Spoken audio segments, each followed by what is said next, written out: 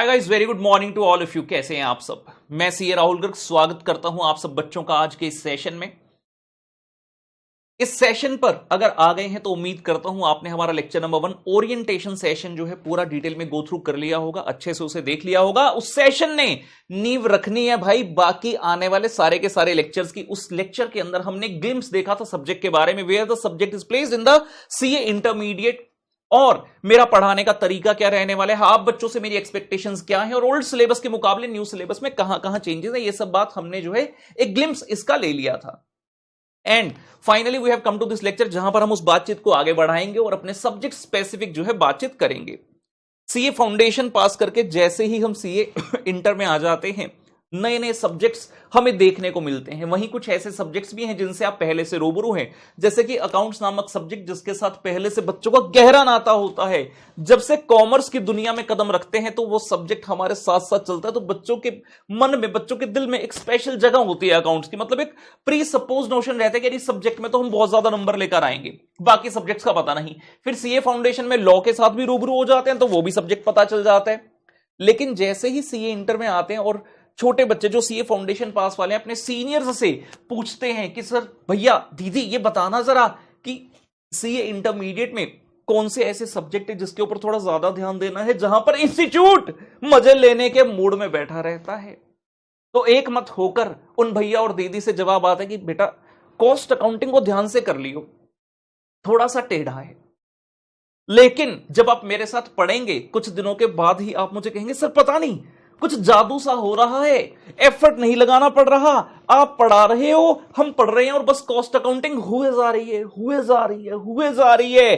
तो उसी तरह से जिस तरह से आज तक हमने अपने बच्चों को पढ़ाया और बच्चे हमारे ताबड़तोड़ 90+ तक मार्क्स लेकर आते रहे हैं, उसी अंदाज में आप बच्चे भी मार्क्स लेकर आएंगे। तो अगर मन में किसी प्रकार की प्री सपोज्ड नोशन के साथ बैठे हैं, सब्जेक्ट मुश्किल है, पता नहीं समझ आएगा कि नहीं आएगा, ऐसी सब चीजों को निकालकर बाहर फेंक दीजिए। अगर आप हमारे इस लेक्चर में पहुंच गए हैं, यह जिम्मेवारी मेरी है, मैं इस सब्जेक्ट से आपको प्यार करवा दूंगा। एंड जिस दिन ये बैच हमारा एंड होगा, आप कहोगे यार ये सब्जेक्ट मेरा फेवरेट सब्जेक्ट है, इस सब्जेक्ट में मैं गाड़ के आऊंगा झंडे और दिखा दूंगा आईसीआई को कि मुझ में भी है दम। बस इसी एटीट्यूड, इसी माइंडसेट के साथ हमें अपनी पढ़ाई को आगे बढ़ाना है। जब भी कोई पर्टिकुलर सब्जेक्ट पढ़ते हैं, चार्टर्ड अकाउंटेंसी का कोर्स कर रहे हैं, जो भी यहां पर पढ़ेंगे सब चीज प्रैक्टिकल वर्ल्ड में काम आने वाली होती है। तो सवाल उठता है कि इस सब्जेक्ट का हमें क्या फायदा, बीइंग अ चार्टर्ड अकाउंटेंट हमें इस सब्जेक्ट का क्या फायदा।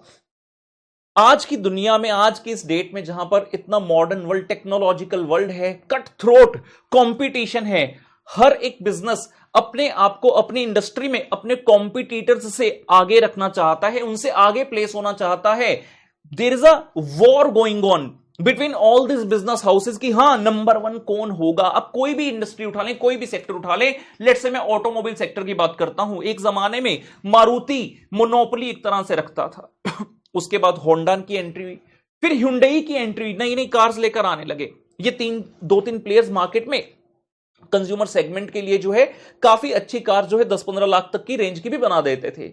उसके बाद कुछ नए लोगों की एंट्री, कुछ साल पहले एमजी मोटर्स ने कदम रखा, उसके बाद किया ने कदम रखा, और भी कई हैं, जरूरी नहीं कि मैं सारे नाम यहां पर ले पा रहा हूं, एक एग्जांपल समझने के लिए। और आज की डेट में आप देखते हैं, आप अगर रोड पर चल रहे हैं, आपको हर किसी ब्रांड की गाड़ी दिख रही है। मतलब हर ब्रांड आपस में कट थ्रोट कॉम्पिटिशन में इन्वॉल्व है। सवाल यह उठता है कि कंज्यूमर जब परचेज करने जा रहा है किसी गुड्स को, एग्जांपल ये वाला कंटिन्यू कर लेते हैं, अगर मैं किसी कार को खरीदने जा रहा हूं बीइंग अ कंज्यूमर, तो मैं किस चीज को देखूंगा? सबसे पहला सवाल भारत है भाई। जब कोई फ्रेंड गाड़ी लेकर आते हैं, कोई आस पड़ोस में आते हैं, रिलेटिव लेता है, कितने की पड़ी, कितना माइलेज देती है। यानी कि हमारा जो मेन फोकस रहता है वो 2 चीजों पर रहता है। एक है कॉस्ट, जो सबसे सर्वोपरि है। हम ये देखना चाहते हैं कि जो क्वालिटी, जो सर्विस, जो चीजें, जो फैसिलिटी मुझे मिल रही है, उसके बदले मुझे कितने रुपए देने पड़ेंगे, और फिर हम कंपैरिजन करते हैं। ये तो बहुत बड़ी बात हो गई साहब, छोटी बात में भी कॉस्ट अकाउंटिंग है। सब्जी मंडी लगी है, 20 सब्जी वालों ने अपनी फड़ी रेडी लगाई हुई है जहां पर वो सब्जी बेच रहे हैं। मम्मी जी गई हैं सब्जी, मम्मी ने पहले से पूछा भैया टमाटर कितने दिए, कहता 150 रुपए किलो। मम्मी कहती कोई बात नहीं, रुक जा जरा। मम्मी दूसरे के पास गई, मैं कहती कितने रुपए दिए? वो कहता 145 रुपए किलो। दिखने में दोनों गोल गोल रेड रेड लग रहे हैं। मम्मी कहती 145 वाले से लूंगी। समझ रहे हैं कॉस्ट अकाउंटिंग का स्कोप कहां पर है आज की डेट में, जहां हम कह रहे हैं कि everybody wants to be at the top.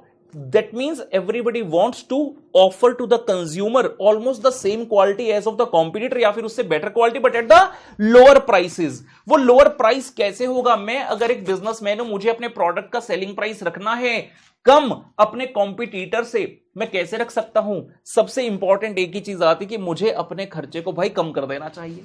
मुझे अपनी कॉस्ट को कुछ ना कुछ करके कम करना पड़ेगा सो दैट उसके बाद मैं अपना प्रॉफिट मार्जिन भी जब ऐड करूं तो मेरा सेलिंग प्राइस कम ही बने।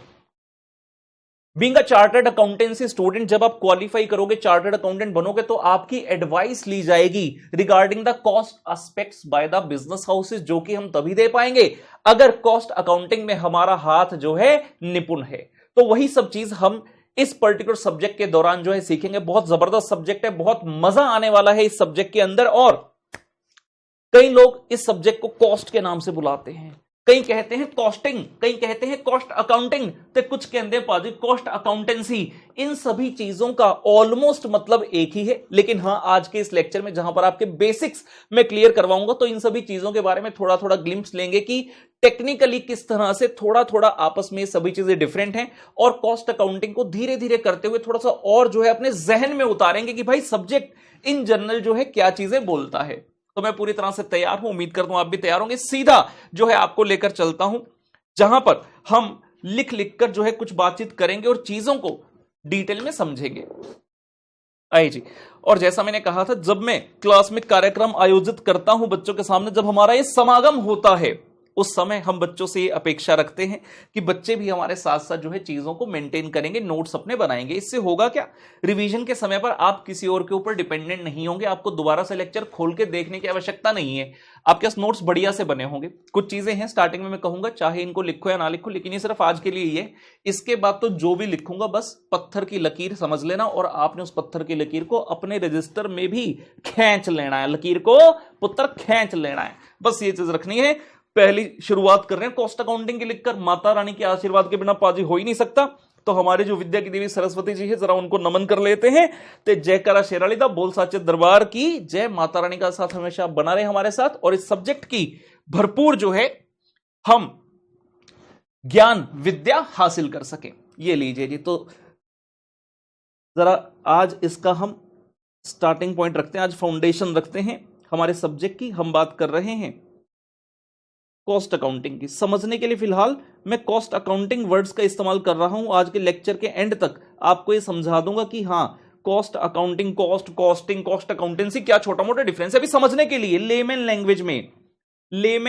लैंग्वेज में हम इसको कॉस्ट अकाउंटिंग लिख लेते हैं। कुछ बच्चों का तो डाउट अभी स्टार्ट हो गया, सर आपने क्या बोला sir? Lemon sir, face to face जब मैं पढ़ाता होता था तो वहां पर भी हमने एक ऐसा ही लेक्चर ले रहा था। मैं पहला ही लेक्चर था, मैंने बोला लेमन। बच्चा कहता सर मुझे पता है लेमन कौन है। मैंने कहा कौन है लेमन? ऑस्ट्रेलियन क्रिकेट टीम का प्लेयर होता था जी, डैरेन लेमन।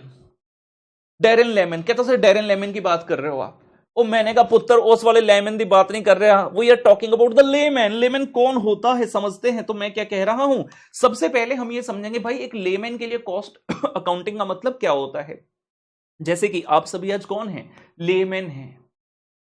जो बच्चे, जो गर्ल्स हैं, वो कह रहे सर हम लेमैन नहीं, हम ले वुमेन है। कोई बात नहीं, हम सबको लेमैन के नाम से संबोधित कर रहे हैं, इतना ज्यादा परेशान मत होइए। तो लेमैन का मतलब क्या है? लेमैन का मतलब होता है ऐसा व्यक्ति जो कि उस पर्टिकुलर फील्ड से बिलोंग नहीं करता, उसको हम लेमैन बोलते हैं, जो उस पर्टिकुलर फील्ड से बिलोंग नहीं करता। जैसे कि बात आज हम कर रहे हैं कॉस्ट अकाउंटिंग की, तो आप कौन है? लेमैन। क्योंकि आपको इस सब्जेक्ट के बारे में नहीं पता। मान लीजिए आपके फादर हैं, इंजीनियर हैं, तो उन्हें कॉस्ट अकाउंटिंग के बारे में नहीं पता। अब उनके मन में कॉस्ट अकाउंटिंग का नाम लेते ही जो कुछ आता है, means it's the thoughts of a layman. वो एक लेमैन के तौर पर सोच रहे हैं। एक नॉर्मल इंसान को क्या समझ आता है जो कि इस फील्ड से बिलोंग नहीं करता। तो हम कह रहे हैं भाई जो लेमैन है उसके लिए कॉस्ट अकाउंटिंग का मतलब क्या है। लेमैन के लिए अगर मैं बात करता हूं कॉस्ट अकाउंटिंग की, तो आपको क्या लगता है, क्या जहन में आएगा? आप लोग नए नए इस सब्जेक्ट से रूबरू हो रहे हैं, आपको क्या क्या लगता है सुनकर? कॉस्ट अकाउंटिंग, अकाउंट्स सब्जेक्ट तो हमेशा से पढ़ते रहे, नाम बदलता रहा है, कभी फाइनेंशियल अकाउंटिंग, कभी कॉर्पोरेट अकाउंटिंग रख दिया, ग्रेजुएशन वगैरह में डिफरेंट डिफरेंट नाम से बुलाया जाता है। लेकिन जो कॉस्ट अकाउंटिंग है वो बिल्कुल एक अलग चीज हो जाती है। It's all together separate branch, it is not like that financial और कॉर्पोरेट अकाउंटिंग। सबसे पहले जहन में क्या आता है कॉस्ट अकाउंटिंग सुनकर? बड़ा ही सिंपल। मैं अगर लेमैन होता या ये कहूं कि जब मैं स्टूडेंट था सर, अब स्टूडेंट कब थे? 2004 में 12th क्लास पास किया, सीए फाउंडेशन में एडमिशन लिया, PE1 बोलते थे। 2005 मई में, मींस मई 2005 में अटेम्प्ट हुआ, जुलाई में रिजल्ट आया, क्लियर हो गया, तो 2005 जुलाई से सीए इंटर की क्लासेस मैंने स्टार्ट कर दी। सीए PE2 बोलते थे उसे। तो कॉस्ट अकाउंटिंग हमने भी पहली बार वहीं पर देखा। तो बीइंग अ स्टूडेंट मेरे मन में इसके बारे में जो विचार है, मैंने कहा अच्छा कॉस्ट अकाउंटिंग यानी कि अकाउंटिंग कर रहे हैं किसकी? कॉस्ट की कर रहे हैं। अकाउंटिंग किसकी कर रहे हैं? कॉस्ट की कर रहे हैं। बिल्कुल बेसिक से लेकर चल रहा हूं, धीरे धीरे लेवल अपना बढ़ाएंगे और आज के लेक्चर के अंत होने तक काफी सारे जो है हमारे ज्ञान चक्षु खुल जाएंगे भाई सब्जेक्ट के। तो हम कह रहे हैं भाई कॉस्ट अकाउंटिंग का मतलब क्या है? It simply means accounting of the cost. जब पहली बार कॉमर्स में कदम रखा, सब्जेक्ट आया हमारे सामने अकाउंट्स, वहां पर हमें सिखाया गया अकाउंट्स का मतलब होता है पुत्र हिसाब किताब रखना। अकाउंट्स का मतलब होता है हिसाब किताब रखना। तो जैसे ही मैंने बोला अकाउंटिंग, इसका मतलब हो गया हिसाब किताब रखना। और आपने एक्चुअल में जब इस सब्जेक्ट को जिया है, जब अकाउंट्स को जिया है, अल्टीमेटली रिजल्ट क्या है? हिसाब किताब ही तो है। हम क्या बोलते हैं?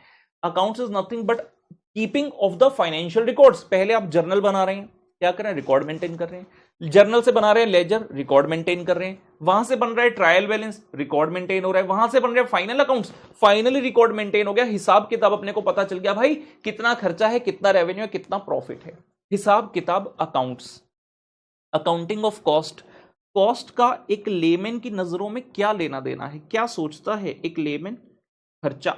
तो अकाउंटिंग ऑफ कॉस्ट का मतलब हो गया कि भाई जो भी आप खर्चा कर रहे हो उसका आपको हिसाब किताब रखना है। एक लेमैन के लिए इसका यही मतलब है, अकाउंटिंग ऑफ द कॉस्ट, खर्चे का हिसाब किताब रखना। मान लीजिए आपने सीए फाउंडेशन के एग्जाम दे दिए रिजल्ट अभी आया नहीं है और घर पर पड़े हैं। बच्चे समझ रहे हैं मेरा इशारा किस तरफ है? सीए फाउंडेशन का एग्जाम दे दिया, रिजल्ट अभी आया नहीं है, तो सीए इंटर की तैयारी हमने स्टार्ट करी नहीं, हम घर पे पड़े हैं। जब तक सीए फाउंडेशन की तैयारी कर रहे थे तब तक मम्मी भी कोई काम नहीं बताती, देखती थी कि बच्चा पढ़ रहा है, क्यों अननेसेसरी परेशान करना, पढ़ने दीजिए। लेकिन जैसे ही आप एग्जाम से फ्री हो गए, मम्मी ने देखा पूरा टाइम फोन में लगा रहता है, मम्मी कहती बेटा कुछ काम भी कर ले। आप कहते काम ही नहीं है। रिजल्ट आएगा तो सोचेंगे क्या होगा, तो मम्मी कहती कोई बात नहीं, तू ऐसा कर, मैं तेरे को काम बताती हूं, ये पकड़ 1000 रुपए। मम्मी ने आपको 1000 रुपए दिया, मम्मी कहते जा ऐसा कर राशन ले आ। मम्मी ने बोला जा ऐसा कर राशन ले आ, दाल ले आ, आटा ले आ, चावल ले आ, थोड़ा कांदा ले आ। कांदा बता दो जी, प्याज को कांदा बोला जाता है, ठीक है ना। उसके बाद मम्मी ने कहा बटाटा ले आ। बटाटा मतलब आलू। मम्मी बोली बटाटा ले आ, आलू ले आ। अच्छे घर से बिलोंग करते हैं, टमाटर भी खा रहे हैं। मम्मी कहते पुत्र टमाटर भी ले आ। और जब ये सब्जी खरीद ही रहे हैं, प्याज आलू टमाटर, तो ये तो कर्तव्य है, ये तो फंडामेंटल राइट है। इसके साथ साथ मम्मी कहती ऐसा करियो धनिया और हरी मिर्ची भी ले लियो, ये लो। मम्मी ने आपको 1000 रुपए दिए, सबकी क्वांटिटी वगैरह बताई। मम्मी कहती है ऐसा कर जा बेटा फटाफट से जो है ना सामान ले आ। आपने कहा ठीक है मम्मा। आप मार्केट गए, 1000 रुपए लेकर आपने ये सारी की सारी वस्तुएं खरीद डाली, जितनी जितनी क्वांटिटी मम्मी ने कही थी, और लाकर आपने मम्मी को 50 रुपए वापस कर दिए। यानी कि कितने रुपए का सामान आया हमारा? 950 रुपए का आपका हो गया जी खर्चा। मम्मी कहती बेटा 50 रुपए कैसे बचे? मम्मी ने अपना हिसाब लगाया। मम्मी कहती ले तो लुट आया, ये सब चीजें तो 800 रुपए की आ जानी चाहिए थी, तो 950 रुपए कहां से खर्च कर आया? तो मम्मी जानना चाह रही है आपसे कि बेटा बताओ आपने कौन सी चीज कितने रुपए की खरीदी। जब तक एक या दो आइटम थी तब तक तो याद था, जब दाल लिया, आटा लिया, चावल लिया एक दुकान से, आपको पता था कितने कितने के लिए, उसके सब्जी मंडी के वहां से प्याज लिया, आलू लिया, टमाटर लिया, धनिया लिया, हरी मिर्ची ली, इतनी सारी वस्तुएं ले ली।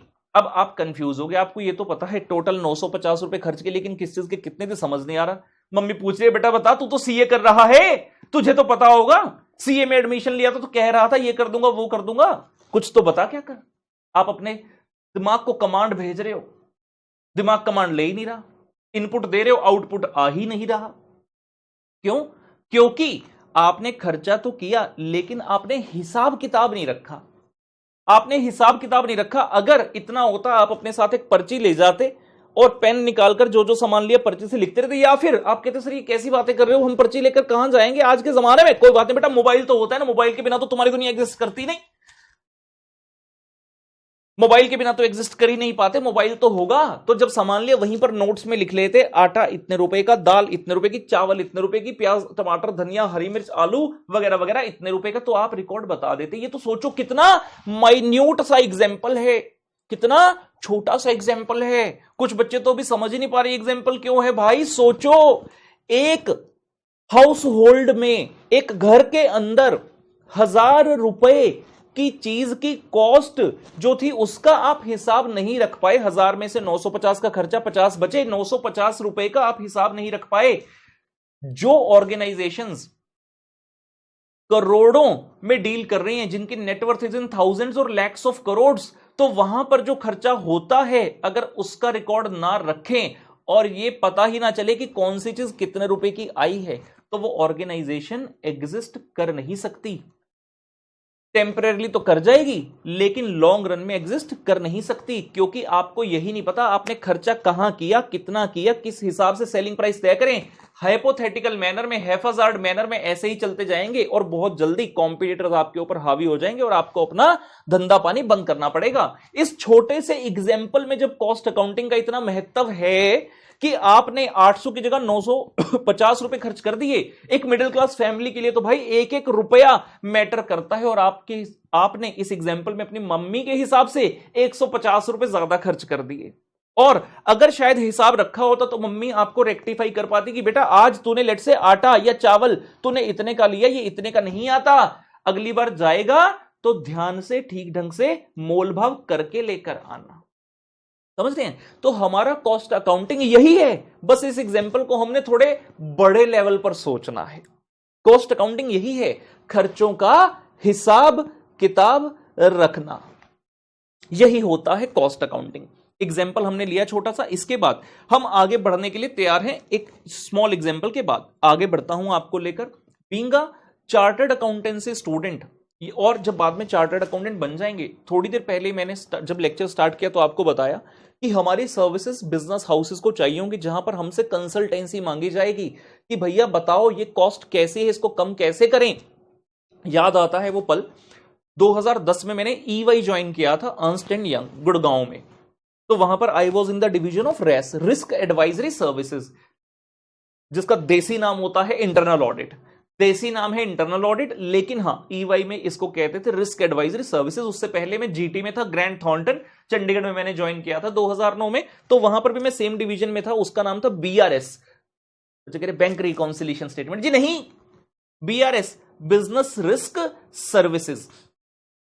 ऐसा कहा जाता है आपके बिजनेस में अगर आप कॉस्ट को सही से मैप नहीं कर पा रहे हैं, सही से मैनेज नहीं कर रहे हैं, then there is a red signal, risk है आपके बिजनेस में। तो वहां पर डिवीजन का नाम ही ऐसा था, रिस्क एडवाइजरी सर्विसेज। तो मैंने जब रिस्क एडवाइजरी सर्विसेज ज्वाइन किया, हमारा जॉब प्रोफाइल में क्या होता था, डिफरेंट डिफरेंट क्लाइंट्स के पास विजिट करना है और उनको कॉस्ट के बारे में एडवाइस करनी है। समझ रहे हैं? मैं सिर्फ आपको कनेक्ट करवाने की कोशिश कर रहा हूं कि इस सब्जेक्ट का प्रैक्टिकली हमें कितना ज्यादा फायदा होता है।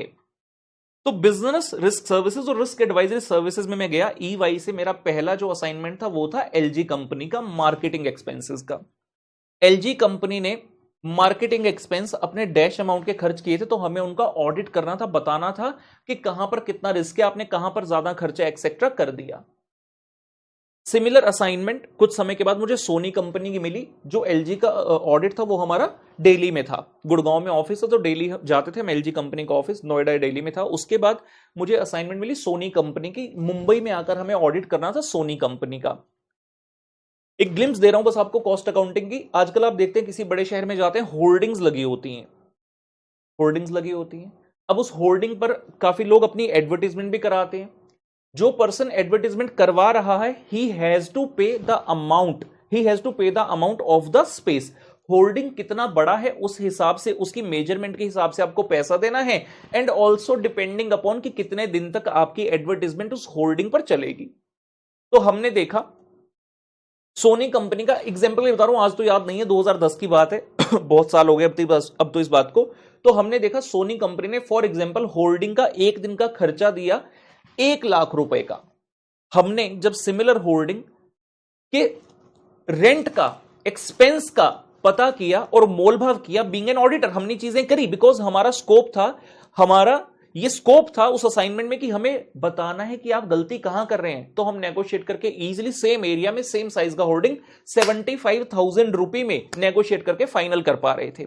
इसका मतलब कि अगर मैं जो एक लेमैन है, जो सोनी कंपनी इतना बड़ा भी नहीं हूं, लेकिन अगर मैं नेगोशिएट करके 75,000 कर सकता था, तो सोनी कंपनी तो कर ही सकती थी ना मोल भाव करके। समझ रहे हैं? तो ये क्या हो गया, एक एरिया ऑफ रिस्क हो गया। अब आप कहेंगे सर ये 25,000 रुपए की बात है, सोनी कंपनी के पूरे भारत में कितने जगह होर्डिंग लगे होंगे, और ये तो सिर्फ करंट की बात है, उन्होंने पास्ट में कितना नुकसान किया है, इस वजह से फ्यूचर का कितना नुकसान बचा सकते हैं। It was just a small example to ideology, to ideally tell you कि हाँ, once you are qualified as a chartered accountant, जैसे इनकम टैक्स हो गया, इनडायरेक्ट टैक्स यानी कि जीएसटी हो गया, ऑडिट्स हो गई, इन सभी में कंसल्टेंसी चलती है, तो कॉस्ट में भी कंसल्टेंसी चलती है। एंड कॉस्ट की कंसल्टेंसी ऐसी होती है जो कि रियल में आपके क्लाइंट को हेल्प करती है उसकी कॉस्ट को मैनेज करने में, उसको अचीव करने में, जो गेन वो चाहता है अपने कॉम्पिटिटर से आगे बढ़ने में। Income tax, GST, audit are mainly a part of compliances. Tax planning आप कर सकते हैं, लेकिन कॉस्ट अकाउंटिंग ऐसी चीज है जहां पर आप अपने क्लाइंट को एडवाइस करके real permanent reduction in cost के लिए गाइड कर सकते हैं। तो जितनी भी बातें हम यहां पर सीखेंगे बहुत ज्यादा हेल्पफुल हमें होने वाली हैं। एक बात यहां से सिर्फ एक मेन चीज सिखाना चाहता था आपको, दैट हमने कंसल्टेंसी किसको देनी है भाई, बिजनेस को। हमारी सर्विसेज किसको जरूरत पड़ेगी, बिजनेस को। तो हम बिजनेस मैन के पॉइंट ऑफ व्यू से ही पूरे का पूरा सब्जेक्ट करने वाले हैं। इस सब्जेक्ट को पढ़ने के बाद हमारे ज्ञान चक्षु ऐसे खुलेंगे, हमें डिफरेंट डिफरेंट डिपार्टमेंट्स के बारे में नॉलेज होगी, किस डिपार्टमेंट में किस किस तरह का खर्चा होता है और उसको किस तरह से हम मैनेज कर सकते हैं, वो सभी चीजें हमें समझ में आएंगी। और पूरा सब्जेक्ट जब हम पढ़ेंगे, हम हर चैप्टर में बिजनेसमैन को कनेक्ट करेंगे अपने चैप्टर के साथ, कि एक बिजनेसमैन है, वो ये खर्चा कर रहा है, उसको इस खर्चे को बचाना है, तो वो किस तरह से बचा सकता है। तो हम यहां पर नींव रखने जा रहे हैं। We are saying that we will be talking from the viewpoint of the business.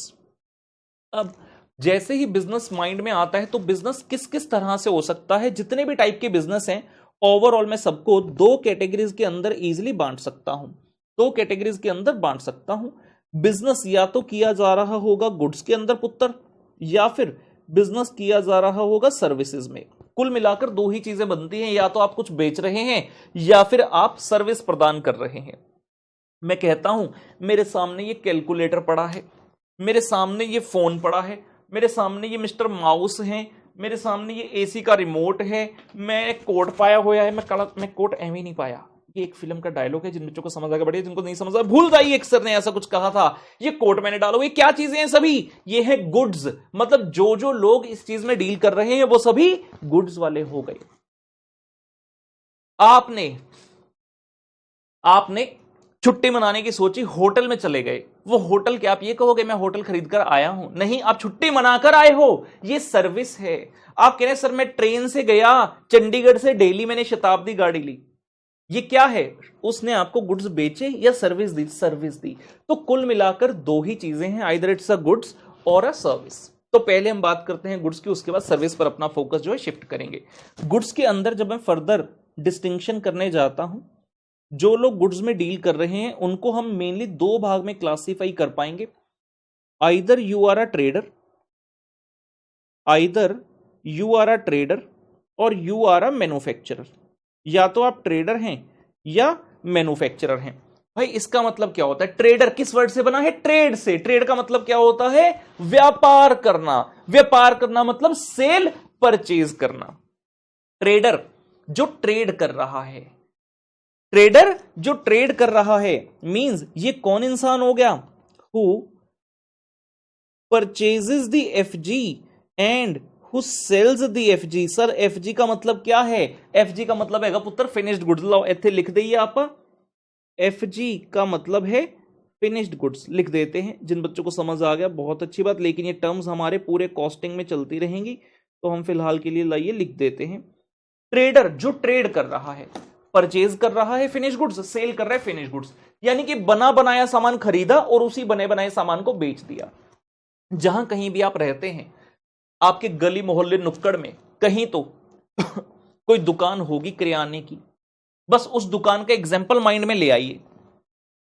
आप गए शॉप पर, आप कहते भैया ऐसा कीजिए गुड्डे बिस्किट का पैकेट दे दीजिए, उसने आपको गुड्डे बेच दिया। सवाल उठता है क्या गुड्डे उसने बनाया? जी नहीं, गुड्डे उसने नहीं बनाया। गुड्डे किसने बनाया? गुड्डे तो आईटीसी कंपनी ने बनाया।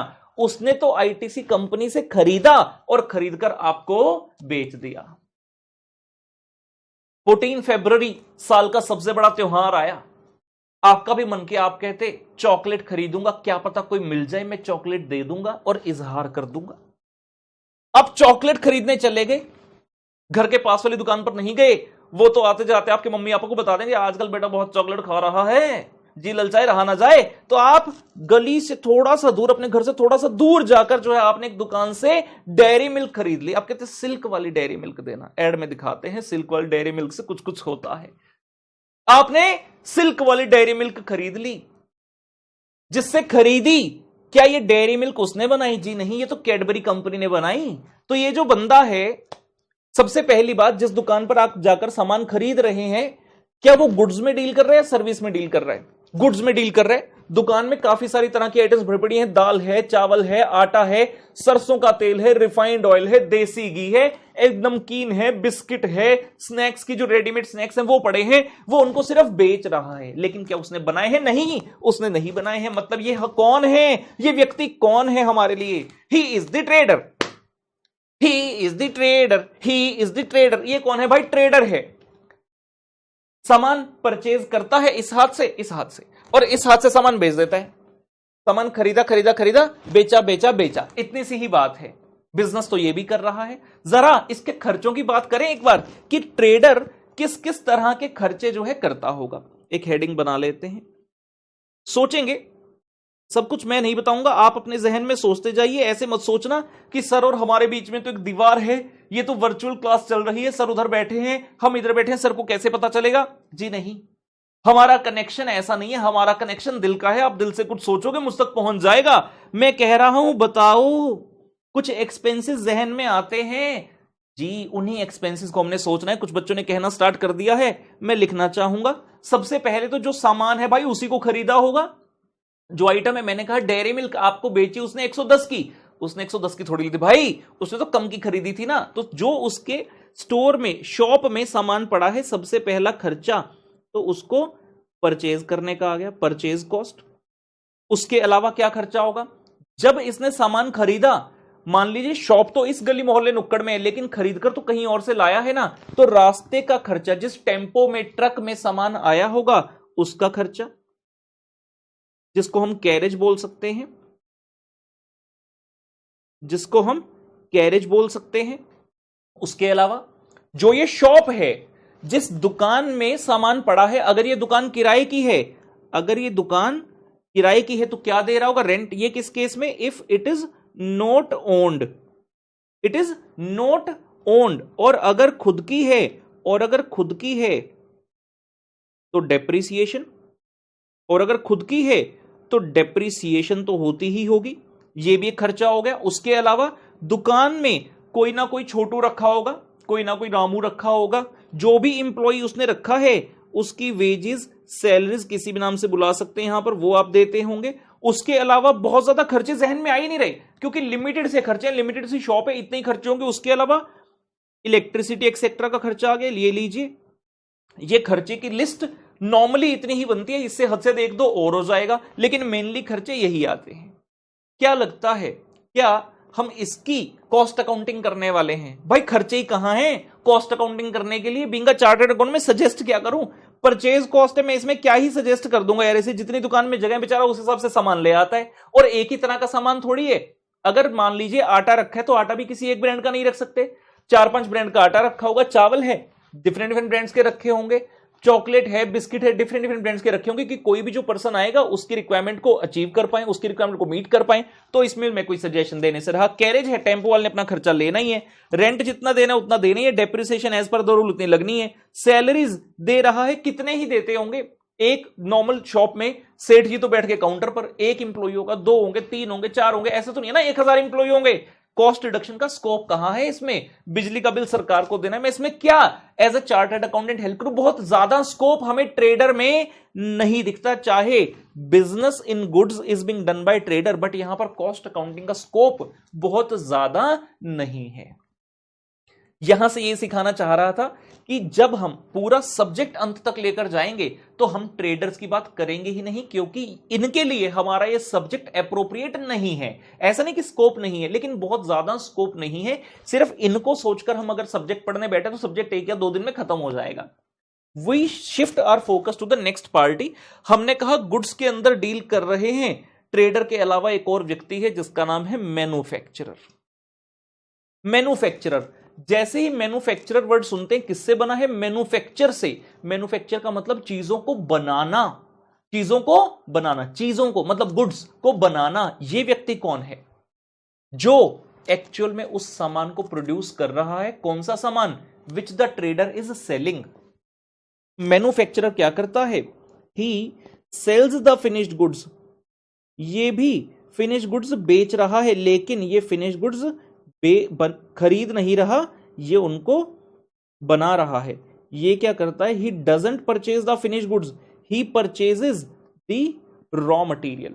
ये खरीदते हैं रॉ मटेरियल और बेचते हैं फिनिश्ड गुड्स। डिटेल में बात चलती रहेगी। एफजी का मतलब तो यहां लिख लिया था, आरएम का मतलब लिख दें, फुल फॉर्म रॉ मटेरियल, जिसको कच्चा पदार्थ, कच्चा सामान भी आप कह सकते हैं। रॉ मतलब जो बिल्कुल बेसिक है, जो कच्चा है, जिसके ऊपर भी कोई रिफाइनमेंट नहीं हुई। यहां पर जब हम अब बात करेंगे खुलकर, मैन्युफैक्चरर वो व्यक्ति है जो कि मैन्युफैक्चर कर रहा है। और जैसे ही मैन्युफैक्चरर माइंड में सुनते हैं, वी प्रीसपोज अ फैक्ट्री। एक फैक्ट्री जहन में आ जाते कि यार एक ना फैक्ट्री है, मैन्युफैक्चर जहां पर सामान होता है, कुछ मशीन्स एक्सेट्रा लगी होंगी, काफी सारे लोग होंगे जो मशीनों पर काम कर रहे होंगे। जी हां, तो मैन्युफैक्चरर उसी का नाम है जो व्यक्ति मैन्युफैक्चर कर रहा है। मैंने कहा थोड़ी देर पहले बात हो रही थी, आईटीसी कंपनी का गुड्डे है, गुड्डे बिस्किट लिया हमने ट्रेडर से, लेकिन ट्रेडर को कहां से मिला? ये बना कहां? आईटीसी में। तो आईटीसी की एक फैक्ट्री होगी जहां पर ये बिस्किट बनते होंगे। बिस्किट कैसे बनता होगा? बिस्किट बनाने के लिए यूज होता होगा आटा, मैदा, सूजी नहीं, आटा, मैदा, सूजी, शुगर, उसके अलावा मिल्क, और भी तरह तरह के पदार्थ यूज होते होंगे। जब आप गुड्डे का पैकेट लेंगे बिस्किट का, इस बार आपका देखने का नजरिया बदल जाएगा। आप कहेंगे यार इंग्रेडिएंट दिखाओ जरा, सर ने भी कुछ इंग्रेडिएंट बताए थे, देखें जरा क्या क्या है इसके अंदर। तो जब भी कोई इंसान मैन्युफैक्चर कर रहा है, वो तरह तरह के मटेरियल्स अरेंज करता है फ्रॉम द डिफरेंट सोर्सेज, उन सभी को एक साथ लेकर आता है। फैक्ट्री में सब असेंबल होते हैं, मतलब फैक्ट्री में सब मटेरियल्स हमने एक जगह रख लिए, उसके बाद मशीन्स के हिसाब से मशीन्स पर उन चीजों को हम बना रहे हैं, मैन्युफैक्चरिंग हो रही है, रॉ मटेरियल इनपुट हो रहा है, फिनिश गुड्स आउटपुट हो रहा है। मींस मैन्युफैक्चरर एक्चुअल में उस चीज को बना रहा है। और जब हम यहां पर एक्सपेंसेस की बात करते हैं, तो चीज एकदम से काफी हद से बदल जाती है। सबसे पहले क्या लगता है, मतलब काफी सारे एक्सपेंसेस आपके जहन में आएंगे, और जैसे मैंने कहा हमारा दिल का रिश्ता है, जो आपके जहन में है वही मेरे जहन में है। एक गाना भी था इसके ऊपर,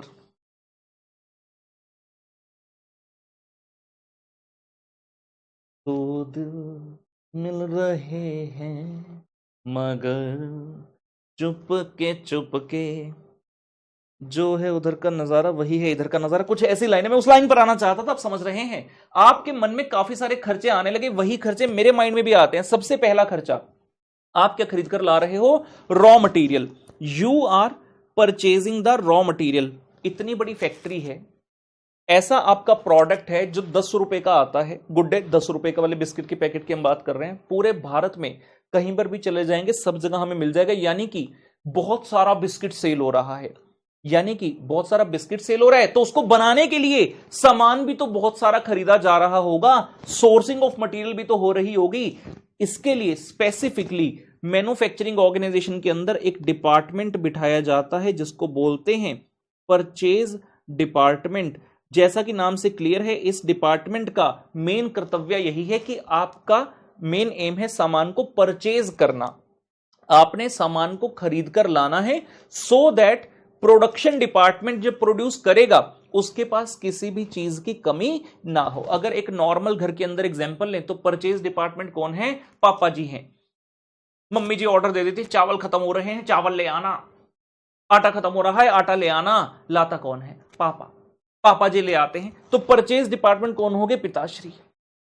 सामान ले आए। किचन, किचन में क्या हो रहा है? प्रोडक्शन हो रही है। उस आटे को डिब्बे से निकालकर प्रांत में डालकर पानी मिलाया, आटा गूंधा और उसके बाद तवे पर रोटी को चढ़ा दिया, तवे पर उस आटे को लगा दिया गोल गोल करते हुए और फटाफट रोटी बनकर आ गई। मतलब हमने आटे से रोटी बना दी। क्या कर दिया? प्रोडक्शन कर ली। रॉ मटेरियल क्या था? आटा था। जैसे और अगर मान लो मम्मी ने पापा को कहा आटा खत्म हो रहा है, अगर शाम को ऑफिस से आते हुए आटा नहीं लाए तो रात को रोटी नहीं बन पाएगी। और पापा जी एज यूजुअल शाम को आए और मम्मी ने पूछा आटा कहां है? पापा आटा लाना भूल गए। रात काफी हो चुकी थी, दुकान बंद हो चुकी है, एज्यूम करते हैं। और अब क्या घर में प्रोडक्शन हो पाएगी? आंसर है नहीं भाई। जब रॉ मटेरियल नहीं है तो प्रोडक्शन कैसे होगी? वही बात यहां पर लागू होती है। परचेज डिपार्टमेंट का एम है सभी तरह के मटेरियल्स को अरेंज करना so that they become available for the production at the right time in the right quantity, and the purchase department has to make sure that these are purchased at the right price.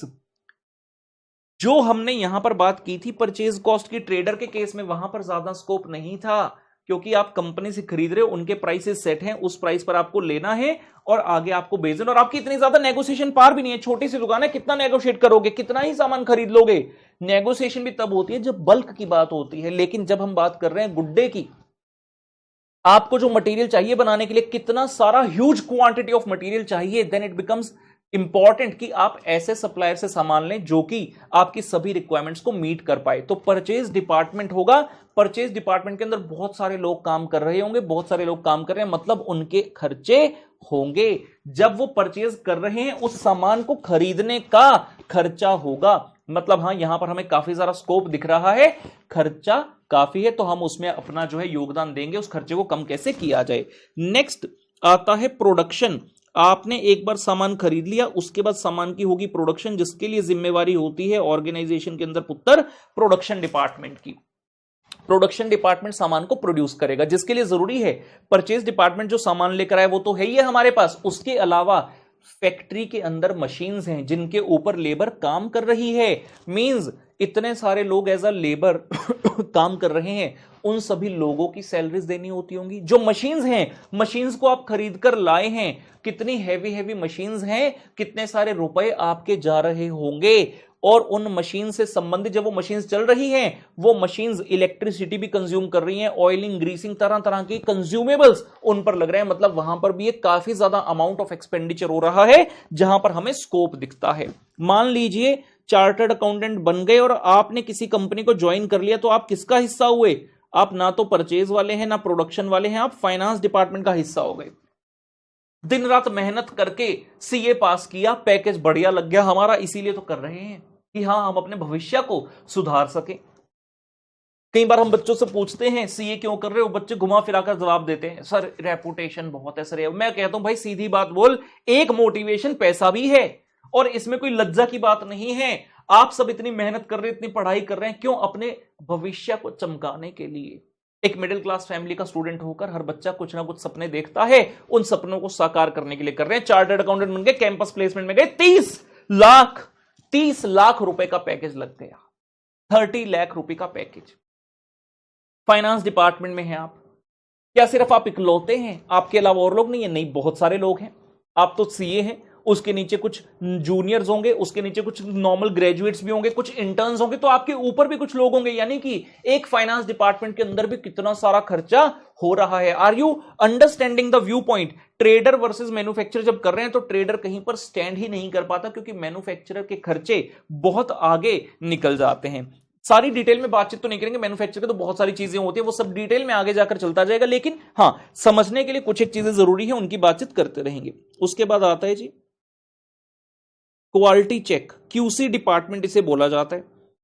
Quality check department, इस department की अभी भी अपनी एक importance है। Quality check department को make sure करना है कि जो रॉ मटेरियल आ रहा है वो आपके पास सही क्वालिटी का आए, जिस क्वालिटी से आप अपना आउटपुट बनाना चाहते हैं। बिकॉज अगर आपका इनपुट ही सही क्वालिटी का नहीं है तो आपका आउटपुट भी सही क्वालिटी का नहीं होगा। रॉ वेजिटेबल लेकर आए मार्केट से, अगर वो वेजिटेबल ही खराब है इटसेल्फ, तो आप जितना मर्जी उसको अच्छे से पका लो, बनने के बाद स्वाद नहीं आएगा क्योंकि रॉ मटेरियल ही हमारा खराब था। तो क्वालिटी चेक डिपार्टमेंट में भी जो लोग हैं इनके भी खर्चे हैं। क्वालिटी चेक के लिए आपने तरह तरह के मेजरिंग इंस्ट्रूमेंट्स रखे हुए हैं, जहां से आप जब भी रॉ मटेरियल आता है उसको क्वालिटी के लिए चेक किया जाता है। एंड सिमिलरली जब आप अपना प्रोडक्ट बना देते हैं, सेल करने से पहले it's also important to check कि जो सामान आप मार्केट में निकाल रहे हैं सेल के लिए उसका क्वालिटी सही होना चाहिए। नहीं तो आज के डेट में तो बड़ा आसान है, लोग इमीडिएटली जाएंगे ट्विटर पर हैशटैग बॉयकॉट, और उस बॉयकॉट में अगर आप फंस गए तो पूरी की पूरी ऑर्गेनाइजेशन डाउन आ सकती है। कुछ समय पहले नेस्ले के प्रोडक्ट, जो कि सबसे पॉपुलर प्रोडक्ट है, इसमें कोई संदेह नहीं है, मैगी की बात कर रहा हूं, मैगी की बात कर रहा हूं। पूरे भारत भर को अगर कोई कॉमन थ्रेड जोड़ता है तो दो ही चीजें हैं, एक है क्रिकेट और दूसरी है मैगी। मैगी हर घर में पाया जाने वाला तत्व जिसको पकाकर बड़े आराम से, कहते हैं 2 मिनट में बन जाती है, चाहे 2 में बने ना, लेकिन हाँ बड़ा आसान है, हर कोई बनाकर अपनी भूख मिटा सकता है। अब मैगी इतना पॉपुलर प्रोडक्ट था, कुछ समय पहले रिपोर्ट आई कि नेस्ले जो कंपनी ये मैगी बना रही है इसके अंदर जिंक, जहां तक मुझे याद है जिंक था, या जिंक नहीं कोई और होगा, हम उसके बारे में ज्यादा बातचीत नहीं करें कि मटेरियल कौन सा, तो we are not specific on that. हम एग्जांपल ले रहे हैं कि हम उस प्रोडक्ट में एक पर्टिकुलर चीज की मात्रा ज्यादा पाई गई, जिसके कारण यह कहा गया कि अगर आप इसको कंज्यूम करेंगे तो आपकी हेल्थ खराब हो सकती है। और कुछ समय तक मैगी लोगों ने खाना बंद कर दिया था। नेस्ले कंपनी का हाल खराब हो चुका था, उनका मोस्ट पॉपुलर प्रोडक्ट था ये। लेकिन समय रहते बात संभाल ली, ऑर्गेनाइजेशन संभल गई, अदरवाइज बात इस पॉइंट तक पहुंच चुकी थी कि पूरी की पूरी ऑर्गेनाइजेशन का ये जो मेन वर्टिकल था, ये जो प्रोडक्ट था, यही शायद जीरो अंडा हो जाए तो आज की डेट में एग्जिस्ट ही ना कर पाता।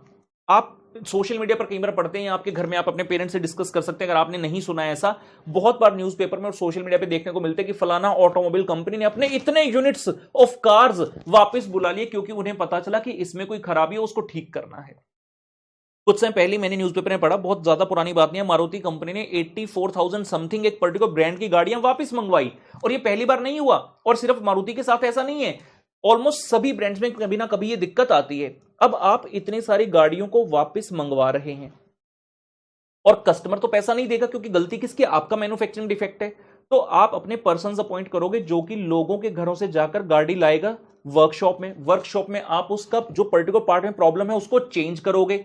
समझ रहे हैं, इतने सारे ह्यूज लेवल पर, मैक्रो लेवल पर आपका खर्चा कितना ज्यादा हो गया just because of the thing, क्योंकि आपने सही से पहले क्वालिटी चेक नहीं किया था। तो एक ऑर्गेनाइजेशन के अंदर क्वालिटी चेक डिपार्टमेंट का होना बड़ा आवश्यक है, मतलब इसके अपने खर्चे, जबकि ट्रेडर में तो खर्चा एग्जिस्ट ही नहीं करता था। ठीक है, उसके बाद बात कर लेते हैं थोड़ी सी सेल्स डिपार्टमेंट की। हर ऑर्गेनाइजेशन के अंदर सेल्स डिपार्टमेंट भी नाम से क्लियर है कि इसका मेन पर्पस है कि अपने सामान को सेल करना, हर जगह तक इसको पहुंचाना।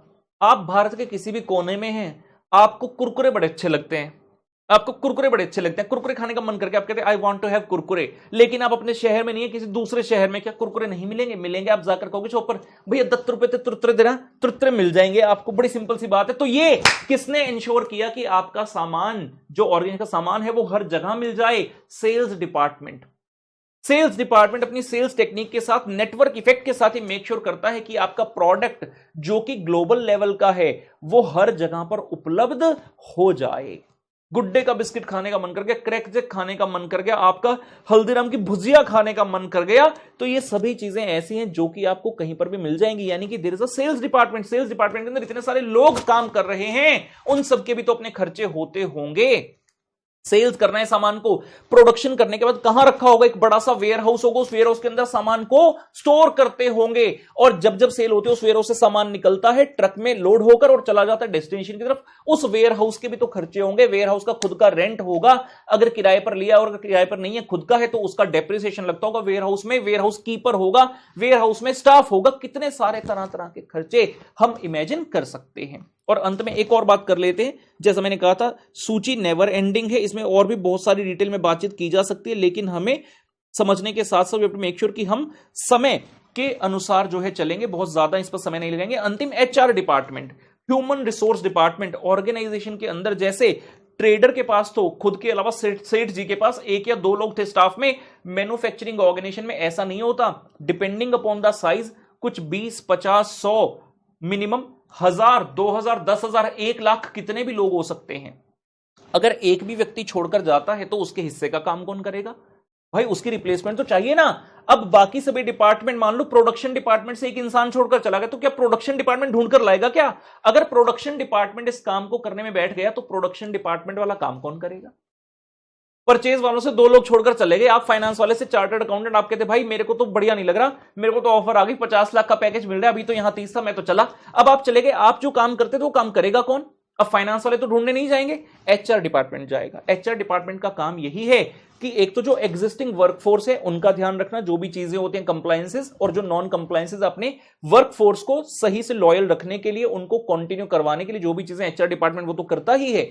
उसके अलावा अगर कोई भी इंप्लॉय छोड़कर जाता है, टू मेक श्योर को उसका replacement within the stipulated time आ जाए, सो दैट ऑर्गेनाइजेशन का वर्क हैम्पर ना हो, उसके लिए एचआर डिपार्टमेंट भी है। तो एचआर डिपार्टमेंट में फिर से बहुत सारे लोग हैं। जब एचआर डिपार्टमेंट नया व्यक्ति ढूंढने जाएगा, अखबार में इश्तिहार देगा, एडवर्टीजमेंट दिया तो उसका पैसा लगा। आप कहोगे हम नौकरी.com, monster.com पर जो है एडवर्टीजमेंट डाल देते हैं कि हमें बंदे चाहिए, वो नौकरी.com, monster.com भाई अपने घर के तो है नहीं, वहां भी एडवर्टीजमेंट देने का पैसा लगेगा। आप कहते हैं फाइनेंस डिपार्टमेंट छोड़ करके चलो कैंपस प्लेसमेंट में चलते हैं, कैंपस प्लेसमेंट में जाओगे तो भाई वहां भी तो खर्चा आएगा, वहां पर अपना स्टॉल लगाकर बैठोगे।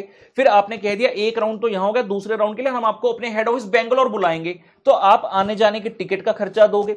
हो सकता है आप अपने ऑफिस में इंटरव्यू ना करके किसी एक कॉमन 5 स्टार आपने ले लिया, कोई होटल आपने ले लिया रेंट पर 2 दिन के लिए, और आपने वहां पर एक प्लेसमेंट ड्राइव रख दी जहां पर बहुत सारे कैंडिडेट्स आ रहे हैं, तो उस 5 स्टार होटल में आपने खर्चा किया अपना।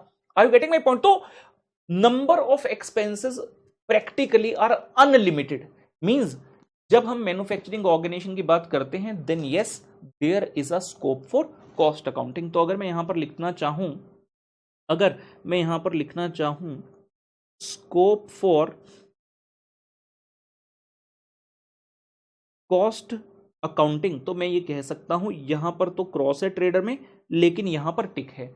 और आप आगे जैसे जैसे बढ़ेंगे आप देखेंगे हमारा जो पूरा सब्जेक्ट है वो टिका हुआ है इसी पर, पूरा सब्जेक्ट इसी पर टिका हुआ है। जितने भी चैप्टर्स बनेंगे हर चैप्टर के अंदर मैं आपको कनेक्ट करवाऊंगा कि किस तरह से ये हमारे मैन्युफैक्चरर से संबंधित है और हमें क्या क्या काम करने होंगे उस कॉस्ट को कम करने के लिए। अब कुछ लोग यहां पर सोच रहे होंगे सर इस सब्जेक्ट की अलग से जरूरत क्या पड़ी, अकाउंट्स पहले से तो था, मैं उसकी बात करने वाला हूं थोड़ी देर में। लेकिन हां, अभी जिन बच्चों के मन में सवाल उठ रहा है एक चीज बता दूं, अकाउंट्स खर्चे को कंट्रोल करने की बात नहीं कहता। अकाउंट्स तो कहता है अच्छा खर्चा हो गया P&L में लिख दो या ट्रेडिंग में लिख दो, बस इतनी सी बात करे से। खर्चा क्यों हुआ, क्या इतना होना चाहिए था, और इसको कम कैसे करेंगे, ये बात अकाउंट्स नहीं बताता। अकाउंट्स के तो हाथ खड़े होके कह रहा ये मुझे नहीं पता, ये तो जाके किसी और से पूछो। तो किस और से पूछेंगे भाई, ये सब्जेक्ट बताएगा हमें। उसके बाद आता है सर्विस सेक्टर। सर्विस सेक्टर हमेशा से एक इंपॉर्टेंट सेक्टर रहा है, लेकिन बेचारा इग्नोर सा रहता है, लोग इग्नोर बड़ा करते हैं, इसको तवज्जो नहीं देते जितनी तवज्जो गुड्स को देते हैं, इतनी तवज्जो नहीं देते। लेकिन हां, इसकी बातचीत है। और हमारे सिलेबस में भी हाल कुछ इस कदर है कि आपके सिलेबस में जितने भी चैप्टर हैं सभी मैन्युफैक्चरिंग ऑर्गेनाइजेशंस के हिसाब से बने। सिर्फ एक चैप्टर है जो सर्विस वालों का, उस चैप्टर का नाम है सर्विस कॉस्टिंग, जिसको ऑपरेटिंग कॉस्टिंग भी कहा जाता है। सर्विस कॉस्टिंग या ऑपरेटिंग कॉस्टिंग भी जिसे कहा जाता है। एग्जाम्पल से बात करेंगे सर्विस सेक्टर की। मैंने कहा था सर्विस सेक्टर का मतलब ऐसा सेक्टर जो कि सामान नहीं बेच रहा, जो कि टेंजिबल आइटम में डील नहीं कर रहा। काइंड ऑफ आप कह सकते हैं कि आइटम में भी टेंजिबल ऑल्सो, इनटेंजिबल तो हो ही सकती है, टेंजिबल भी हो सकती है, लेकिन उसकी ओनरशिप चेंज नहीं हो रही। You are consuming that particular service और बाद में उसी पार्टी की वो हो जाती है। बिस्किट है, चॉकलेट है, चिप्स है, ये क्या चीजें हैं, गुड्स हैं। आप खरीद कर लेकर आ सकते हो। आप कह सकते हो हाँ मैंने बिस्किट खरीदा। आप छुट्टी मनाने चले गए, आप ये तो नहीं कहोगे मैं होटल खरीद आया। आपको कोई बीमारी लग गई, आप हॉस्पिटल गए, आप ये तो नहीं कहोगे मैं डॉक्टर खरीद लाए। नहीं, आप डॉक्टर को दिखाकर आए, आप होटल में रहकर आए। तो ये क्या एग्जाम्पल है, सर्विस सेक्टर के एग्जाम्पल हैं। अब हम भी जैसे मैन्युफैक्चरिंग ऑर्गेनाइजेशन में एग्जाम्पल लिया था, वैसे ही सर्विस सेक्टर में भी एग्जाम्पल लेकर बात करेंगे। चार्टर्ड अकाउंटेंट बन गए, चार्टर्ड अकाउंटेंट बन गए, सीए क्लियर हो गई हमारी। आप कहते घर पे अब तो मैं घूमने जाऊंगा और पूरे भारत की एक ही चीख, एक ही पुकार। जब घूमने जाने की बात आती है तो बच्चा भारत में एक ही जगह जाना पसंद करता है, उलाला गोवा। ऐसा क्या है गोवा में हम नहीं जानते, लेकिन हां जहां पर भी जाएं, ऑल इंडिया टूर जब मैं करता हूं, पूरे भारत के हर कोने तक जाकर हम हर स्टेट में कई सारी सिटीज को टच करते हैं। जिस भी स्टेट की जिस भी सिटी में जाते हैं, जब मैं बच्चों से पूछता हूं बेटा घूमने कहां जाओगे, एक ही स्वर में एक ही साथ पूरी ऑडियंस बोलती है गोवा। ऐसा क्या है गोवा में? चलिए मान लिया हम गोवा जा रहे हैं, आपने कहा प्लेन की टिकट फटाफट बुक करते हैं, गोवा जाएंगे। एग्जाम्पल के लिए मान लेते हैं आप चंडीगढ़ में हैं, चंडीगढ़ से जा रहे हैं गोवा, आपने फ्लाइट बुक कर ली, 5,000 रुपए की टिकट, आप पूरी तरह से सेट हैं, बैग पैक किया, शॉर्ट्स डाले। गोवा के लिए स्पेशल ड्रेस कोड होता है जी, गोवा के लिए स्पेशल ड्रेस कोड माना जाता है। शॉर्ट्स हैं, रंग बिरंगे से टी शर्ट जिस पर काफी कुछ जो है चित्रकारी हो, फूल फ्लावर बने हो, नारियल के पेड़ बने हो, तो फील आती है वहां जाकर, ऐसा माना जाता है। तो आपने पूरी तैयारी अपनी कर ली, एयरपोर्ट पर पहुंच गए, फ्लाइट में बैठ गए और पूरी तरह से तैयार है, मन पूरी तरह से खुश है क्योंकि पहली बार गोवा जा रहे हैं, आज तक तो सिर्फ सपनों में देखा था। लेकिन क्या करें, मजबूर हैं। चार्टर्ड अकाउंटेंसी के स्टूडेंट रह चुके हैं, चार्टर्ड अकाउंटेंट बन चुके हैं। जैसे ही फ्लाइट में बैठे, आप देख रहे हैं फ्लाइट में तो इतने सारे लोग हैं, आगे पीछे देख रहे हैं, बगल में भी लोग हैं, इधर भी लोग हैं, आप कह रहे हो। फटाफट से माइंड में कैलकुलेशन हो गई, 5,000 रुपए मुझसे लिए हैं, 3 सीट इधर 3 सीट इधर, एक रो में 6 लोग बैठे हैं और ऐसी 30 रोज हैं। आपने फटाफट से कैलकुलेशन करी, 9 लाख रुपए बन गए, पूरा प्लेन भरा हुआ है। आप कहते 9 लाख, एक फ्लाइट से 9 लाख रुपए कमा रहे हैं, धंधा तो भाई ये लोग कर रहे हैं, रेवेन्यू फटाफट से निकाल लिया। लेकिन खर्चों के बारे में भी तो सोचो। सर्विस सेक्टर में यही सवाल है, लोगों को लगता है कि सर्विस सेक्टर में तो कॉस्ट है ही नहीं, कॉस्ट का स्कोप ही नहीं है, खर्चा पता नहीं कहां होता है, लेकिन खर्चा है। सोचते हैं, आइए एग्जाम्पल लिखते हैं और सोचते हैं इसके बारे में। एग्जाम्पल एयर ट्रेवल का बनाते हैं। एग्जाम्पल एयर ट्रेवल, फिर से आप सोचेंगे खर्चे और आपके जो जहन में आएंगे, मैं आपके दिल की पुकार सुनकर यहां पर इन खर्चों की लिस्ट बनाऊंगा।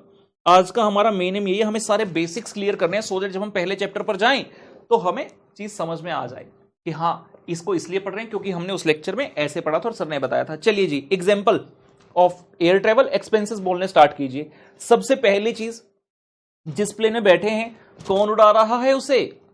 पायलट साहब उड़ा रहे हैं, तो पायलट साहब की सैलरी आएगी। Hi, this is captain this, along with me is Mr. this, and we have a crew in this, and we are flying from Chandigarh to Goa. The distance is approximately 1500 kilometer, which we shall be covering in 1 hour and 30 minutes. Thank you. Okay, ये लीजिए जी। तो जो हमारे pilot साहब हैं उनकी salary आ गई, लेकिन क्या पायलट जी को सैलरी हर फ्लाइट के हिसाब से मिलती होगी? उनकी तो सैलरी मंथली है और एक महीने में कितनी बार उड़ाते होंगे, तो कुछ प्रोपोर्शन यहां पर आ गया, पायलट सैलरी। उसके बाद जो देवी जी हैं विमान में सुसज्जित, 2 द्वार आगे और 2 द्वार पीछे इस तरह से खुलेंगे, और अगर इमरजेंसी हुई तो ये होगा, ऑक्सीजन मास्क अपने आप नीचे आ जाएगा। बात कर रहे हैं एयर होस्टेस की। सो एयर होस्टेस की सैलरी आ गई जी। आप कह रहे ले ये 2 खर्चे हैं, और कोई खर्चा तो है ही नहीं बेटा। कैसे जा रहे हो गोवा? प्लेन में बैठकर जा रहे हो, वो खुद एरोप्लेन का भी तो खर्चा है। एरोप्लेन, हवाई जहाज, एरोप्लेन का खर्चा। नॉर्मली जो भी कंपनीज हैं एरोप्लेन लेती हैं लीज पर। सो अगर ये लीज पर है तो आपका लीजिंग का रेंट जाता होगा, लीज पर मतलब किराए पर लिया हो, और अगर बाय चांस आपका खुद का है तो इसकी डेप्रिसिएशन होगी।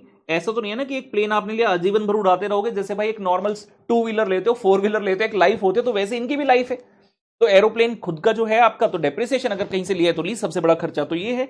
उसके अलावा क्या खर्चा है? अगर आपने एक फ्लाइट ली है, मान लीजिए इंडिगो की फ्लाइट ली है, इंडिगो के पायलट आपने सोच ली, इंडिगो के एयर होस्टेस सोच ली।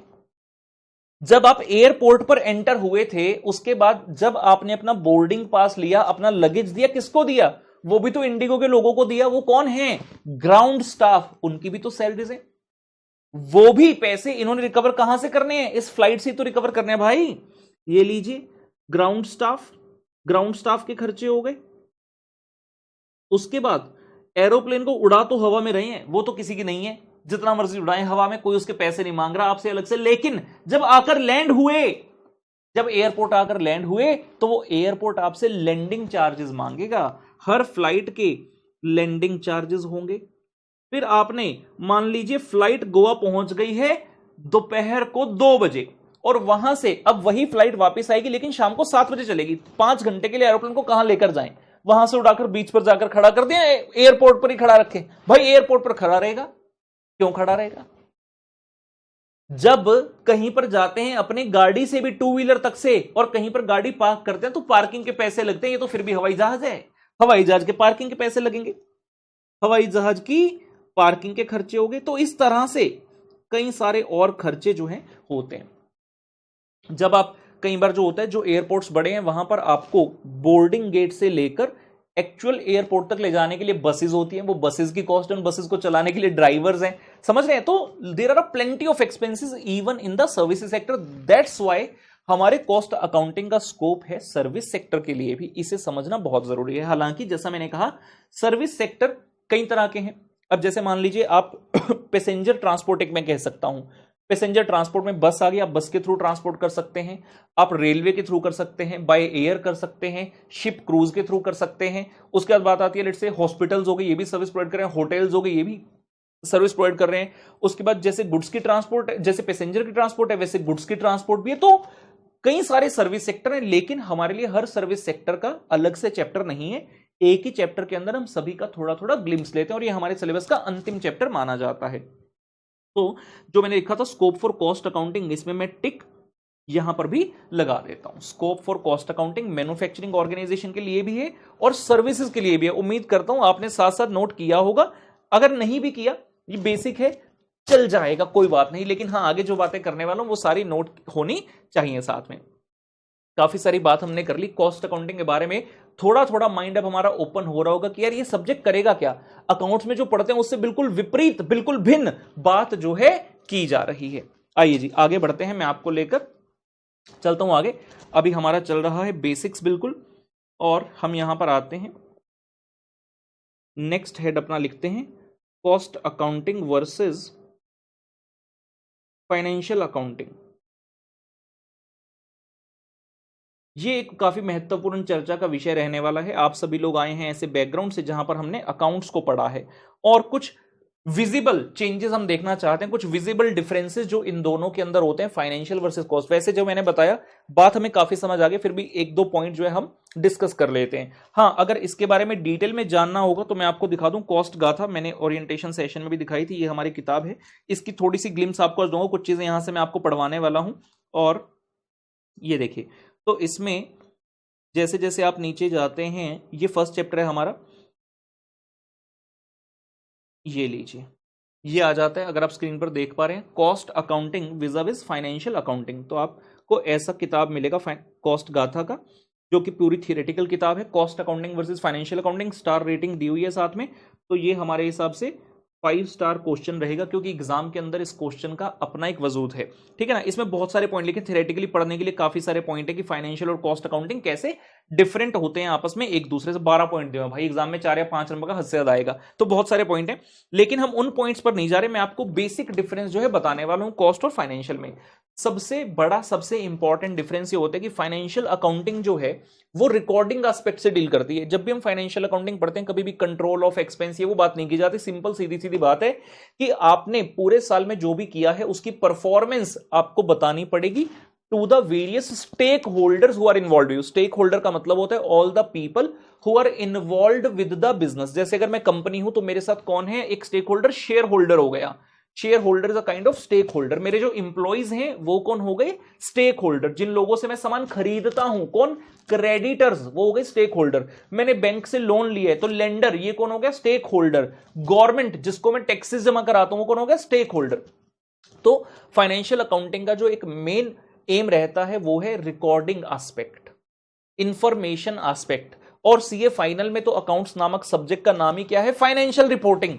सीधी बात, नो बकवास, फाइनेंशियल रिपोर्टिंग। रिपोर्टिंग करेंगे किसकी, फाइनेंशियल एस्पेक्ट की, तो नाम हो गया फाइनेंशियल रिपोर्टिंग। इस प्रकार से बातचीत की जाती है। वहीं कॉस्ट अकाउंटिंग का पर्पस क्या है, कॉस्ट कंट्रोल, खर्चे को कंट्रोल करना। ठीक है ना। कुछ कुछ बातें करेंगे यहां पर। एग्जाम्पल के साथ बात करेंगे। लेट्स से ये एक पर्टिकुलर ईयर का टाइमलाइन है, ये एक पर्टिकुलर ईयर का हमने टाइमलाइन बना लिया। 1 अप्रैल को ईयर स्टार्ट हुआ और नेक्स्ट 31 मार्च को ओपन हो जाएगा। पूरे साल में जो भी घटित हुआ financial accounting eight the and क्या करेगा? अगर मैं यहां पर बात करता हूं फाइनेंशियल अकाउंटिंग की, फाइनेंशियल अकाउंटिंग जैसे ही पूरा ईयर एंड हुआ 1 अप्रैल से लेकर 31 मार्च तक के जितने भी रिकॉर्डिंग थी सारी करेगा और अल्टीमेटली हमें बताएगा परफॉर्मेंस कि आपने कैसा परफॉर्म किया एंड फाइनेंशियल पोजीशन क्या है एज ऑन 31 मार्च। ये मेन एम रहेगा फाइनेंशियल अकाउंटिंग का। फाइनेंशियल अकाउंटिंग तो हमें ये वाली चीज बता देगा। मान लो 1 अप्रैल के बाद फर्स्ट मंथ खत्म हुआ, 30 अप्रैल को हमने इस पर्टिकुलर पीरियड में कुछ खर्चा किया, हमने इस पर्टिकुलर पीरियड में कुछ खर्चा किया और हमारा वो खर्चा हो गया ज्यादा, और मान लेते हैं कि हमारे पास एज्यूम करते हैं कि कोई कॉस्ट अकाउंटिंग सिस्टम एग्जिस्ट नहीं करता। अब पूरा साल बिजनेस करते रहे और ईयर एंड पर जाकर पता चला कि जब हमने इवेल्युएट किया तो हमारा क्या आ गया जी, वी सफर्ड ह्यूज लॉसेस, हमारा P&L के अंदर आ गया नेट लॉस। जब हमने सोचा यार ये हमारा लॉस क्यों आया, पूरा साल खत्म होने के बाद हमने देखा यार हमारा जो प्रोडक्ट है ना 20 रुपए का बेच रहे हैं और वही सेम प्रोडक्ट मतलब सिमिलर प्रोडक्ट सेम क्वालिटी दूसरा ब्रांड कॉम्पिटिटर बेच रहा है 16 रुपए का। जब 16 रुपए में वही चीज कंज्यूमर को मिल रही है तो 20 रुपए में हमारी चीज क्यों लेंगे, जिसके कारण हमें लॉस हो गया क्योंकि कोई कॉस्ट अकाउंटिंग सिस्टम नहीं था। वहीं अगर कोई कॉस्ट अकाउंटिंग सिस्टम होता, जैसे ही पहला मंथ हमारा कंप्लीट हुआ कॉस्ट अकाउंटिंग सिस्टम नजर रखता है इन सब चीजों पर, 1 महीने के अंदर अंदर हमें यह पता चल जाता कि अगर इस पर्टिकुलर मंथ में मेरी सेल्स कम हुई हैं तो क्या उसके रीजन है और उसको रेक्टिफाई कैसे किया जाना चाहिए। तो we could have taken the remedial step और हम अपना इस बाकी के ईयर का लॉस बचा सकते थे, जो कि हम नहीं बचा पाए क्योंकि there was no cost accounting system. Means when we are talking about the cost accounting, जब मैं बात कर रहा हूं कॉस्ट अकाउंटिंग की तो इसका मेन एम है कॉस्ट कंट्रोल, कॉस्ट को कंट्रोल करना। कॉस्ट को कंट्रोल करने का मतलब आपने जो स्टैंडर्ड सेट किए हैं खर्चा उससे ज्यादा ना होने पाए, और अगर उससे ज्यादा हो गया मींस अगर जो कॉम्पिटिटर है वो कम प्राइस में ऑफर करे then I will have to take the steps कि मुझे अपने खर्चे को और कम करना होगा। तो मैं यहां पर 2 टर्म्स बता रहा हूं आपको, कॉस्ट कंट्रोल, कॉस्ट रिडक्शन। बहुत ज्यादा डिटेल में नहीं जाऊंगा, सिंपल बेसिक मतलब बताना चाहता हूं इन दोनों का। ये भी एक बार मैं आपको अपनी किताब में, थ्योरी वाली किताब में लेकर चलता हूं। कॉस्ट गाथा, ये हमारा पहला चैप्टर है कॉस्ट गाथा के अंदर बेसिक कॉन्सेप्ट। यहां आप देखेंगे लिखा है difference between cost control and cost reduction. ये क्वेश्चन अनडाउटेडली 5 स्टार का है। It has been asked countless times in the examination, countless times. जितनी बार भी पूछा जाए उतनी बार कम है। One of the very very very important difference जो पूछा जाता है। मैं यहां से एक चीज पढ़वाना चाहूंगा बस। कॉस्ट कंट्रोल देखते हैं क्या लिख रहा है। Cost control aims at maintaining the costs in accordance with the established standard. जो आपने अपनी ऑर्गेनाइजेशन में स्टैंडर्ड सेट किए हैं कि बस उसको अचीव करना है। Let's say as a student आपने सोच लिया कि यार मैं ना 10 घंटे पढ़ूंगा, तो ये 10 घंटे पढ़ना है, आपका एक स्टैंडर्ड हो गया और उसको अचीव करना है अब आपने। तो उस तरह से कॉस्ट जो आपने सोची अगर उसको अचीव करने हो कहीं तो कॉस्ट कंट्रोल हो गया। मान लो आपने सोचा था कि भाई 15 रुपए की हमारी कॉस्ट होगी, 5 रुपए का प्रॉफिट कमाएंगे, 20 रुपए का सेलिंग प्राइस रखेंगे, ठीक है। तो आपकी कॉस्ट जो है 15 रुपए तक आप अपना कोशिश करें कि 15 से ऊपर ना जाने पे, और आपने इंश्योर कर दिया 15 से ऊपर जा नहीं रही, means you have done the cost control beautifully. आपने बढ़िया तरीके से खर्चे को कंट्रोल कर लिया। लेकिन आपका जो प्राइस 20 रुपए का है, कॉम्पिटिटर 16 रुपए में ऑफर करने लग गया, यानी कि ये श्योर है कॉम्पिटिटर सिर्फ 1 रुपया तो कमा नहीं रहा। अगर उसी इंडस्ट्री में रहकर आप 5 रुपए का प्रॉफिट 15 के ऊपर कमा रहे हैं, मतलब कॉस्ट अगर 15 प्रॉफिट 5 तो 33 1/3% हो गया, 1/3 प्रॉफिट कमा रहे हैं। तो कॉम्पिटिटर अगर 16 में बेच रहा है, इसका मतलब ये तो बिल्कुल नहीं है कि वो 15 की कॉस्ट इनकर कर रहा होगा, सिर्फ 1 का प्रॉफिट कमा रहा होगा। इसका मतलब है उसने अपनी कॉस्ट को कम कर लिया है 15 से भी। अब हमारा कॉस्ट कंट्रोल किसी काम का नहीं रहा। मतलब अब मुझे जो मैंने एक स्टैंडर्ड सेट किया था कि मुझे 15 रुपए तक ही कॉस्ट रखनी है, अब मुझे उस 15 से भी कम करना होगा। तो कॉस्ट कंट्रोल तो काम में नहीं आएगा। अब जो चीज काम में आएगी उसका नाम है कॉस्ट रिडक्शन। आइए देखते हैं। Cost reduction is concerned with reducing the cost, it challenges all the standard. आपने स्टैंडर्ड रखा था 15 रुपए का, ये उसको चैलेंज करता है and endeavours to better them continuously, and इसे कहते हैं it's a real and a permanent reduction in the cost of goods और द सर्विसेज। जो भी आप गुड्स या सर्विस प्रोड्यूस कर रहे हैं उसकी कॉस्ट को रियल परमानेंट रिडक्शन करना, जो स्टैंडर्ड बनाया था उस स्टैंडर्ड को भी ब्रेक कर जाना कि ना भाई 15 सोचा था लेकिन अगर 15 से कम होती है तो हम अपना पूरा जोर लगाएंगे उससे कम कर पाए। तो कॉस्ट का जो मेन एम है वो ये है। आप समझ पा रहे हैं फाइनेंशियल से कितनी ज्यादा दूर है। फाइनेंशियल अकाउंटिंग क्या करता है? Just recording and at the end of the period informing to the various stakeholders, preparing the report कि भाई ऐसा ऐसा हो गया। जबकि कॉस्ट अकाउंटिंग समय रहते कंट्रोल करता है। यही कारण है कि फाइनेंशियल अकाउंटिंग को पोस्टमॉर्टम एक्सरसाइज भी कहा जाता है। फाइनेंशियल अकाउंटिंग को कहा जाता है पोस्टमॉर्टम एक्सरसाइज। एक इंसान था, जब तक उसमें सांस थी वो लड़ रहा था लेकिन आप बचा नहीं पाए। पूरा काम खत्म होने के बाद आप सिर्फ पोस्टमार्टम करें, रीजन निकालें। लेकिन कॉस्ट अकाउंटिंग ऐसा है जो कह रहा है मैं पोस्टमार्टम से पहले ही उस इंसान को बचाने की भरसक कोशिश करूंगा। तो ये सबसे मेजर डिफरेंस आता है जब हम बात करते हैं कॉस्ट एंड फाइनेंशियल अकाउंटिंग। इसके अलावा कई सारे डिफरेंसेस हैं, कुछ एक जो इंपॉर्टेंट है वहां यहां पर हम लिखकर जो है बातचीत कर लेते हैं। एक हमारी ये बातचीत हो गई।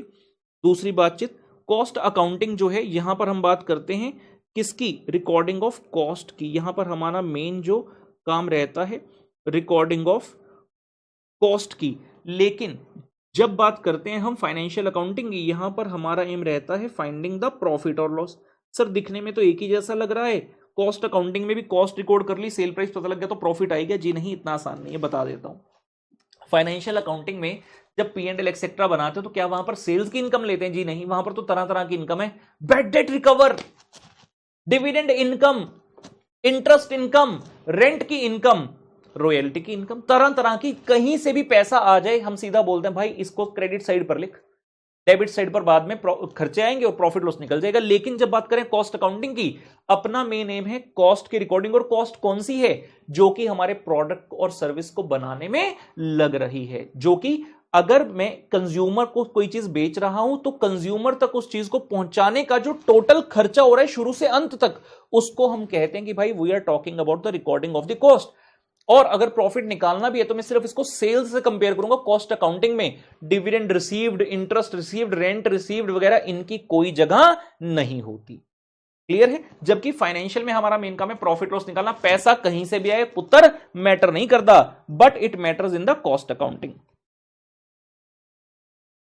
कॉस्ट अकाउंटिंग ऑर्गेनाइजेशन के अंदर हो रही है। इसका यूज कौन करता है? Mainly the people who are insiders to the organization. मतलब इसके जो यूजर्स हैं वो इंटरनल हैं। ऑर्गेनाइजेशन के अंदर तरह तरह के डिसीजन लेने के लिए हमें वेरियस रिपोर्ट्स की आवश्यकता पड़ती है। ये रिपोर्ट्स बाहर डिस्क्लोज नहीं की जाती। आप कहते सर क्यों? बेटा अगर हमने अपनी कॉस्ट कम करी है और जिस तरह से करी, अगर हम अपनी कॉस्ट की रिपोर्ट बाहर निकाल देंगे डिटेल में, तो हमारा कॉम्पिटिटर सबसे पहले उस रिपोर्ट को हड़पना चाहेगा कि भाई देखो जरा इन्होंने कैसे अपनी कॉस्ट को कम किया। तो ये प्राइवेसी स्टेटमेंट्स होती हैं, प्राइवेसी रिपोर्ट्स होती हैं जो कि मेनली इंटरनल यूजर्स के लिए होती हैं। जबकि फाइनेंशियल अकाउंटिंग का प्रयोग कौन करता है?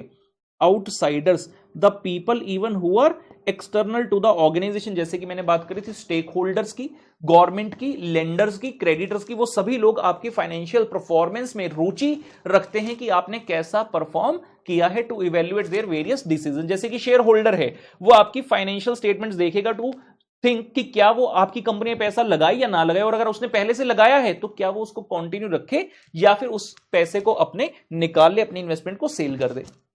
ठीक है ना? जिस बैंक ने आपको लोन दिया है वो देखेगा कि क्या आपकी फाइनेंशियल परफॉर्मेंस सही है या नहीं है। अगर आपका प्रॉफिट की बजाय लॉस आ गया तो वो लेंडर भी चिंतित हो जाएगा और प्रेस अपॉन करेगा कि भाई उसका पैसा वापस कर दो, इससे पहले कंपनी इंसॉल्वेंट हो जाए। So these are some of the aspects. उसके बाद कुछ और पॉइंट्स भी यहां पर देख लेते हैं। जब कॉस्ट अकाउंटिंग की बात करते हैं, इसमें जो रिपोर्टिंग सिस्टम होता है उसका कोई भी सेट फॉर्मेट एज सच नहीं होता। जब फाइनेंशियल अकाउंटिंग का वहां पर तो फॉर्मेट है, जर्नल तक का फॉर्मेट है, date, particulars, LF, debit, credit. Ledger का अपना फॉर्मेट है, पूरे पेज को दो भाग में बांट लो, एक डेबिट एक क्रेडिट। आप कहते हैं मेरा मन नहीं कर रहा ऐसे लेजर बनाने का, मैं दूसरी तरह से बना दूं, किसी तरह मैं क्रेडिट को इधर लिख दूं लेफ्ट साइड पर, डेबिट को राइट साइड पर डाल दूं, नहीं चलेगा। प्रॉपर सेट फॉर्मेट्स हैं जैसे काम करना पड़ेगा। लेकिन कॉस्टिंग में कोई सेट फॉर्मेट नहीं होता। हर ऑर्गेनाइजेशन अपने हिसाब से जैसे उन्हें लगता है कि हम बेटर तरीके से दर्शा पाएंगे इंफॉर्मेशन, उस तरह से आप अपना रिपोर्टिंग कर सकते हैं। तो यहां लिख देते हैं नोट सेट फॉर्मेट और यहां पर लिख देते हैं फॉर्मेट्स आर सेट। आपको उन फॉर्मेट्स को फॉलो करना पड़ता है। उसके बाद एक और पॉइंट देख लेते हैं जी, जब बारी आती है रिपोर्टिंग सिस्टम की, तो आपको रिपोर्टिंग की फ्रीक्वेंसी क्या रखनी है। फाइनेंशियल अकाउंटिंग में तो पता है कि भाई हर साल के अंत में आपको P&L और बैलेंस शीट बनाना है, प्रॉफिट एंड लॉस का statement for the year ending and balance sheet as at. लेकिन कॉस्ट में ऐसा नहीं है कि आपको एक साल वेट करना है। अगर एक साल वेट करना पड़ा भाई, फिर तो कॉस्ट की जरूरत ही नहीं थी, फिर तो खाली फाइनेंशियल बहुत था। कॉस्ट कह रहे हैं मैं वेट नहीं कर सकता, मुझे तो जैसे ही लगेगा कि कुछ शायद हो रहा है तो हम अपनी स्टेटमेंट रेडी कर देंगे। अगर हमें एक महीने तक भी इंतजार नहीं करना, हमें एक हफ्ते की रिपोर्ट बना देंगे, फोर्टनाइटली यानी कि 15 दिन की रिपोर्ट बना देंगे, क्वार्टरली बना देंगे, 6 मंथली बना देंगे, जैसे मन करेगा वैसे करेंगे, क्योंकि हमारा एम जो है वो खर्चे को कंट्रोल करना है, ना कि रिकॉर्डिंग एस्पेक्ट्स है। आइए देखते हैं, तो यहां पर लिख देंगे, हम कह रहे हैं no set frequency, no set frequency. लेकिन जब फाइनेंशियल अकाउंटिंग की बात करते हैं तो फ्रीक्वेंसी ऑलरेडी सेट है, फ्रीक्वेंसी इज सेट। और ब्रैकेट में लिख सकते हैं फ्रीक्वेंसी हमें पता भी है ईयरली होती है। कॉस्ट में ऐसा नहीं है, ना तो कोई सेट फॉर्मेट है और ना ही फ्रीक्वेंसी एज सच सेट होती है पुत्र। ठीक है, तो ये एक हमारा कॉस्ट वर्सेस फाइनेंशियल अकाउंटिंग हो गया। It becomes very important for me as a teacher कि आपके मन में ये ना आए, बहुत सारे बच्चों को तो यही समझ में नहीं आता कि यार फाइनेंशियल अकाउंटिंग है तो है, कॉस्ट अकाउंटिंग पढ़ क्यों रहे हैं। तो सबसे पहले इसको, जो हमारे मन में एक मिथ है उसको तोड़ना है कि भाई फाइनेंशियल अकाउंटिंग चीज अलग होगी, वो सब्जेक्ट अलग हो गया, cost accounting is all together a different thing, बिल्कुल डिफरेंट स्कोप है इसका। एक और बात जो काफी इंपॉर्टेंस रखती है कॉस्ट में, जब हमने शुरू से पढ़ा, मैंने आपको कई सारी चीजें बताई कॉस्ट के बारे में, खर्चे की बात बताई, हमने कहा कॉस्ट की अकाउंटिंग करनी है। उसके बाद मैंने आपको डिटेल में बताया कि मैन्युफैक्चरर और सर्विस सेक्टर में बहुत ज्यादा स्कोप है। एक साथ में और चीज यहां पर हमें समझनी है, मान लीजिए एक ऑर्गेनाइजेशन है, किसी बच्चे के मन में आ रहा हो कि कॉस्ट में इतना भी क्या हो गया कि इतना सीरियसली इसको ले रहे हैं। लेट्स से ब्रिटानिया कंपनी का एग्जांपल ले लेते हैं। अरे यार गुड्डे तो शायद ब्रिटानिया का, तो मैंने आईटीसी बोल दिया एग्जांपल में, एज्यूम कर लेते हैं कि आईटीसी बना रही थी एग्जांपल के लिए, कोई बात नहीं। आईटीसी भी तरह तरह के बिस्किट बनाती है, डार्क फैंटेसी बिस्किट आता है, सनफीस्ट बिस्किट आता है, बिंगो टेढ़े मेढ़े, ये भी उसी कंपनी के हैं आईटीसी के। ठीक है, तो मान लीजिए डार्क फैंटेसी बिस्किट बनाया आईटीसी कंपनी ने, ठीक है, उन्होंने उसका एमआरपी रख दिया 40 रुपए। अब सवाल उठते हैं एमआरपी कैसे बनता होगा। एमआरपी कैसे बनता है, ऑर्गेनाइजेशन के अंदर जितने भी खर्चे हैं, जितने भी खर्चे हो रहे हैं इस पर्टिकुलर प्रोडक्ट के लिए, उन सभी को इकट्ठा किया जाएगा। सवाल उठता है क्या सिर्फ प्रोडक्शन वाले खर्चे इकट्ठे कर लें कि सामान लगा इतने का, डायरेक्ट मटेरियल लगा इतने का, मटेरियल इतने का लगा, लेबर इतने के लिए, कि मशीन वगैरह का खर्चा इतना आया, टोटल कॉस्ट है, उसमें प्रॉफिट जोड़ा 40 रुपए, चलो भाई 40 रुपए पे बेच दो। आप उस कंपनी में चार्टर्ड अकाउंटेंट हैं, आपका 30 लाख रुपए का पैकेज है, आपकी सैलरी कैसे रिकवर होगी? आपकी सैलरी भी तो इसी बिस्किट को बेचकर रिकवर होगी। एचआर डिपार्टमेंट के अंदर 70 लोगों की टीम है जिनकी एनुअल सैलरी जाती है 4.5 करोड़ रुपए की। लेट्स एज्यूम 4.5 करोड़ रुपए की एनुअल सैलरी इन लोगों की जा रही है। ये पैसा कहां से रिकवर होगा? ये भी तो इस प्रोडक्ट को बेचकर रिकवर होगा। परचेज डिपार्टमेंट के अंदर 20 लोगों की टीम है जिनका मेन काम है परचेज करना, उनकी जा रही है साल की सैलरी 2.5 करोड़ रुपए। वो कहां से रिकवर करनी है? इस प्रोडक्ट को बेचकर रिकवर करनी है। मींस समझ में ये आता है कि जब आप अपने प्रोडक्ट का सेलिंग प्राइस तय कर रहे हैं तो ऑर्गेनाइजेशन में उस पर्टिकुलर प्रोडक्ट से संबंधित जितने भी खर्चे हैं, इररिस्पेक्टिव ऑफ वो कौन सा डिपार्टमेंट है, आपको उन सभी चीजों को ऐड करना होगा, टोटल कॉस्ट पर पहुंचना होगा, पर यूनिट पर किस तरह पहुंचकर प्लस करना होगा अपना मार्जिन जो कि आप प्रॉफिट का चाहते हैं, और तब जाकर आप सेलिंग प्राइस पर पहुंचेंगे। राइट, मान लीजिए कंपनी ने मार्केट बिस्किट में उतार दिया एमआरपी 40 रुपए। एक महीने के बाद कंपनी का अकाउंटेंट बोलता कि अरे यार उससे गलती हो गई, एक ये खर्चा था, इस खर्चे को तो लिखना भूल गए। फाइनेंस डिपार्टमेंट की कॉस्ट को डालना भूल गए जिसके अंदर 10 चार्टर्ड अकाउंटेंट थे। 10 चार्टर्ड अकाउंटेंट थे। अब साल एक चार्टर्ड अकाउंटेंट की 30 लाख रुपए सैलरी है, तो 10 चार्टर्ड अकाउंटेंट की होगी 3 करोड़ रुपए की। 3 करोड़ रुपए की सैलरी डालना भूल गए खर्चों में और सेलिंग प्राइस भेज दे 40 रुपए। अब क्या पास्ट में जाकर आप अपना एमआरपी चेंज कर सकते हो? सवाल ही नहीं उठता। एक महीने बाद पता चला, कंपनी कहती है ऐसा करो, सभी जगह फोन किया, एक महीने के अंदर जिस जिसको सामान बेचा है उसको बता दो कि ये गलती से हो गया, हमारा प्राइस 40 का नहीं है, हम खर्चा लिखना भूल गए थे, प्राइस बनेगा 43 रुपए का, तो 3 रुपए प्रति पैकेट हर एक से रिकवर करो। आपको भी शॉपकीपर का फोन आ गया, शॉपकीपर आपको कहता तू थोड़े दिन पहले आके लेके गया था ना डार्क फैंटेसी, वो 40 का नहीं 43 का, 3 रुपए देकर जा। आपने देखा एमआरपी 40 लिखा, आप कहते मैं 43 कैसे दूं यार, मैंने तो 40 का खरीदा। सोचो कितना केओस हो जाएगा। क्या कंपनी की कोई रेपुटेशन, कोई गुडविल बचेगी मार्केट में? आंसर है नहीं। आप कभी फ्यूचर में ऐसी कंपनी के साथ डील करना नहीं चाहोगे। आप कहोगे कोई भी बिस्किट खा लूंगा, ये डार्क फैंटेसी का बिस्किट नहीं खाऊंगा, क्योंकि ये कंपनी का पता ही नहीं चलता। आज 40 का लिया, कल कहते 43 का हो गया, और हो सकता है फ्यूचर में कहते हैं फिर से गलती से बेच दिया, 60 का था और डिफरेंस पैसे दे दे। तो ये तो यार मतलब ट्रस्ट ही नहीं कर पाओगे आप तो। So it is very important कि जब पहली बार प्राइस तय हुआ, you have to carefully reach at that price, you have to take into account all the type of cost which are incurred in the department. सुनने में बड़ा आसान लगता है कि कोई बात नहीं सारे खर्चे उठा लेंगे, लेकिन जब हम एक्चुअली चैप्टर्स के अंदर जाएंगे आपको पता चलेगा कि खर्चे इतने कंजस्टेड, इतने टाइप के खर्चे होते हैं कि it is very much possible कि अगर जरा सा भी ध्यान हटा तो हो सकता है कई सारे खर्चे आप ऐड करना भूल जाओ। कुछ खर्चे ऐसे हैं जिनका रिलेशन ही नहीं पता आपको। एचआर डिपार्टमेंट का खर्चा हुआ, अब आपकी कंपनी 10 प्रोडक्ट बना रही है, एचआर डिपार्टमेंट तो ओवरऑल कंपनी को सर्विस दे रहा है, वो प्रोडक्ट वाइज सर्विस दे थोड़ी दे रहा है। सवाल उठा कि हम अपने डार्क फैंटेसी का बिस्किट का प्राइस तय करते हुए उस एचआर डिपार्टमेंट के खर्चे में से कितना हिस्सा लें। तो ये सभी चीजें इस सब्जेक्ट के अंदर सिखाई जाएंगी। अपना विजन थोड़ा सा ब्रॉड रखिए, जो मैं समझाने की कोशिश कर रहा हूं, उम्मीद करता हूं आपके दिलो दिमाग तक उत्तर पहुंच पा रहा हैगा। बच्चे कह रहे हैं कितना सारा पढ़ा रहे हैं सर, ये तो पढ़ना पड़ेगा। आज का थोड़ा इंट्रोडक्शन है तो थोड़े से चक्षु खोलने हैं, इसलिए सब चीजें बतानी आवश्यक है। लेकिन एकदम से लग रहा होगा कि यार जिंदगी में हम कितने बड़े हो गए। अभी तो हमने क्लास 12वीं करी थी, अभी अभी सीए फाउंडेशन करी थी, और इतनी बड़ी बड़ी बातें हमारे साथ की जा रही हैं। फैक्ट्री है, फैक्ट्री में ये हो रहा है, पूरे भारत में सामान जा रहा है। जी हाँ, अब बड़े होने का समय आ गया है, अब बड़े होने का समय आ गया है। आगे बढ़ते हैं, एक और पहलू पर चर्चा करेंगे।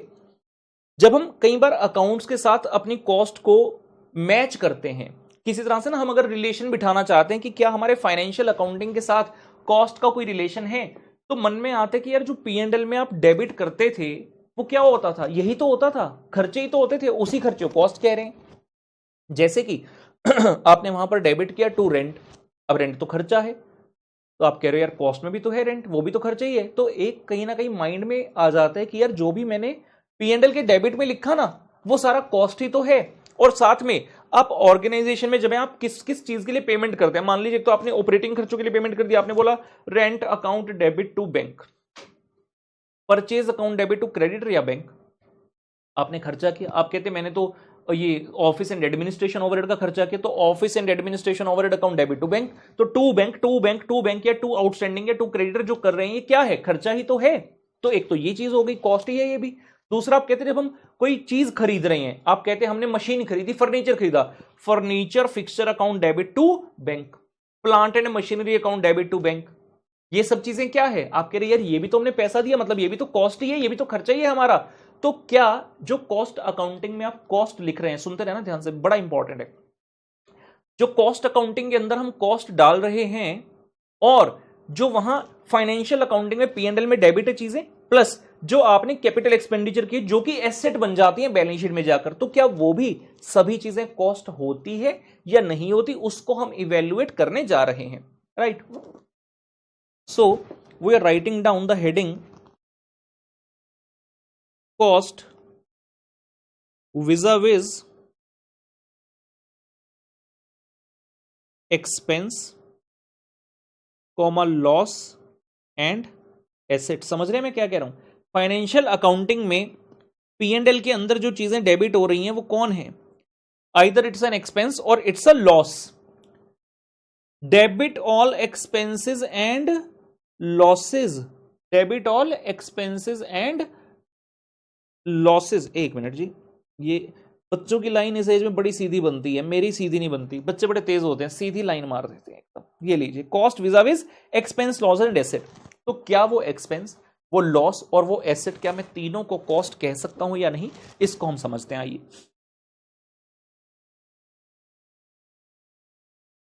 सो यहां पर एक टीम के हिसाब से बनाते हैं। मैंने पहले बताया था आपको, ओरिएंटेशन लेक्चर में भी बताया था, और अब भी वापस से बता दूं कि मैं पूरा सब्जेक्ट बहुत ही सिस्टमेटिक वे में पढ़ाने वाला हूं, बहुत ही सिस्टमेटिक वे में मैं सारी चीजें क्लास के अंदर लिखता हूं। बिल्कुल जो लिखूंगा आप पढ़ पाएंगे, अच्छे से पढ़ पाएंगे, और उसी अंदाज में एज्यूम करूंगा आप भी अपने नोट्स बनाएंगे। मैंने पहले ही कहा कि being your teacher, your mentor, आप सब लोग मुझे एक रोल मॉडल की तरह देखते हैं, जो भी सब्जेक्ट आप मुझसे पढ़ते हैं। एंड अगर मैं उस सब्जेक्ट को अच्छे से करूंगा तभी आप करेंगे। अगर मैं ही सब कुछ रफ वर्क की तरह कर दूंगा तो मैं आपसे उम्मीद नहीं कर सकता, फिर उम्मीद करना मेरा बेकार है, क्योंकि मैं ही गलत एग्जाम्पल सेट कर रहा हूं। लेकिन आप जिस तरह से मुझे आज देखते हुए लिख रहे हैं, मैं अंत तक ऐसे ही रहूंगा। नॉर्मली लोगों का कॉन्सेप्ट होता है शुरू में अच्छा पढ़ा रहे हैं, बाद में क्या होता है एकदम से चीजों को तेज कर देते हैं, कहते भाई ये चैप्टर कंप्लीट नहीं हो पाएगा, सिलेबस कंप्लीट, एक्स्ट्रा क्लासेस में आ जाना। फिर एक्स्ट्रा क्लासेस में क्या होता है, बच्चा पहले पहले ही दिन का जो नॉर्मल शेड्यूल है उसे कर रहा होता है, और फिर बाद में कहता है अरे यार आज एक्स्ट्रा क्लास भी है, तो बच्चा उसी में विशियस सर्कल में घूम जाता है। ना तो सेल्फ स्टडी हो पाती है, ना होमवर्क हो पाता है, ना चीजों की प्रैक्टिस हो पाती है, और लास्ट में जो चीजों को भगाते हैं फिर लोग सिलेबस पूरा करने के लिए। तो मेरे यहां बिल्कुल भी ऐसा नहीं है। बिल्कुल आराम से इत्मीनान से जैसा आज लिख रहा हूं, लास्ट डे तक जो क्वेश्चन करवाऊंगा बिल्कुल ऐसे ही बढ़िया तरीके से, सिस्टमेटिक वे से, ब्यूटीफुल तरीके से आपको सब चीज नीट एंड क्लीन तरीके से करवाऊंगा, सो दैट हमारा एम जो है वो डेफिनेटली अचीव होगा, जबरदस्त मार्क्स लेने का। ये लीजिए जी, हम यहां पर आ गए हैं। सो हम कह रहे हैं भाई तीन चीजें हैं, एक्सपेंस है, लॉस है, और एसेट है। इसके बारे में बात करेंगे।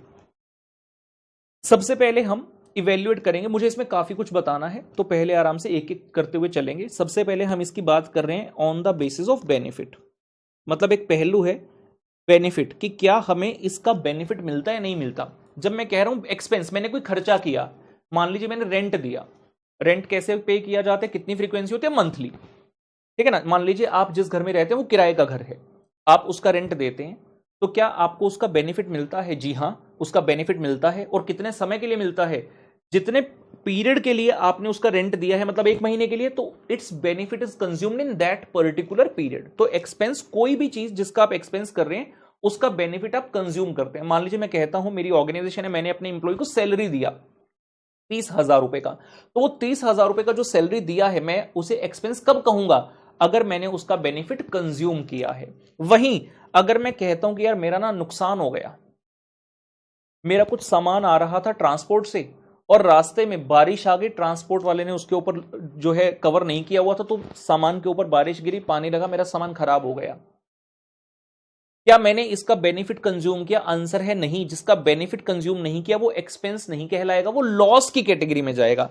ठीक है, आइए लिखते हैं। बेनिफिट में एक्सपेंस के नीचे लिखेंगे it's benefit, it's benefit is consumed in current period, its benefit is consumed in current period, its benefit is consumed in current period।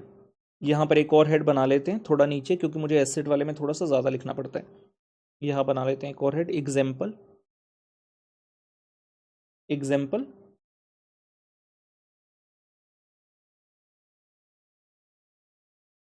Rent हो गया, सैलरी एक्सेट्रा, ठीक है ना। तो आपने इसका अमाउंट पे किया, मतलब ये खर्चा हुआ, कॉस्ट इनकर्ड, और इसका बेनिफिट आपको कंज्यूम हो गया।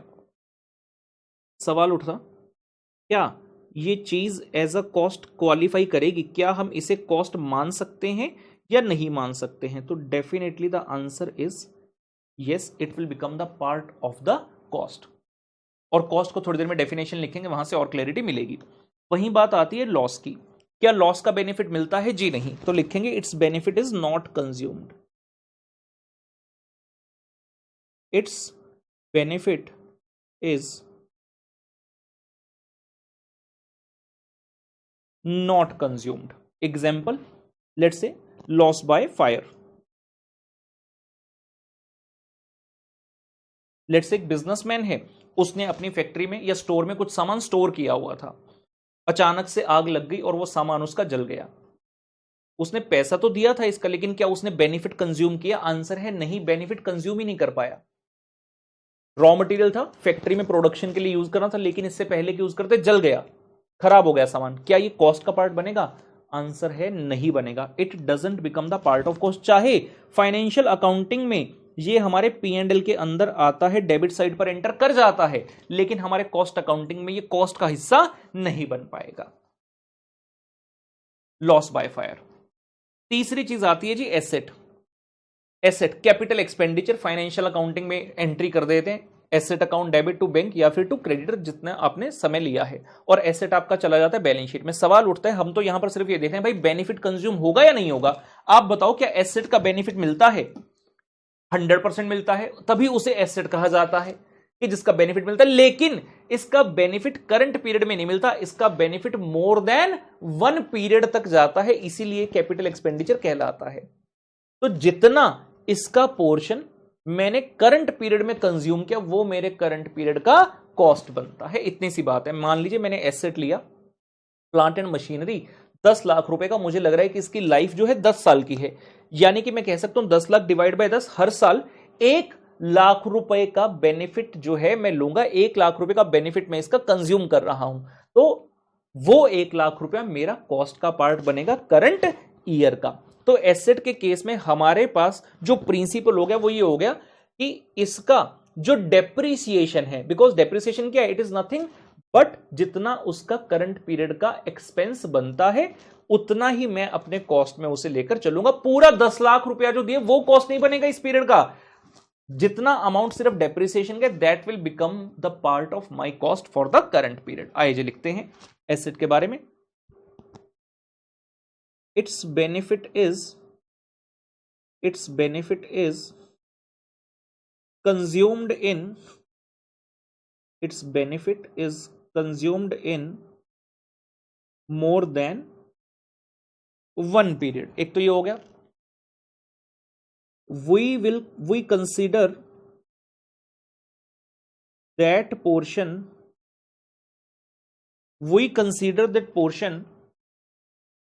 of which the benefit has been consumed in current period, of which the benefit has been consumed in current period।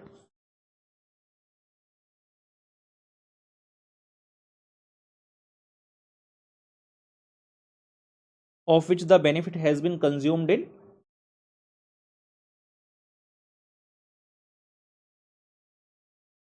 Current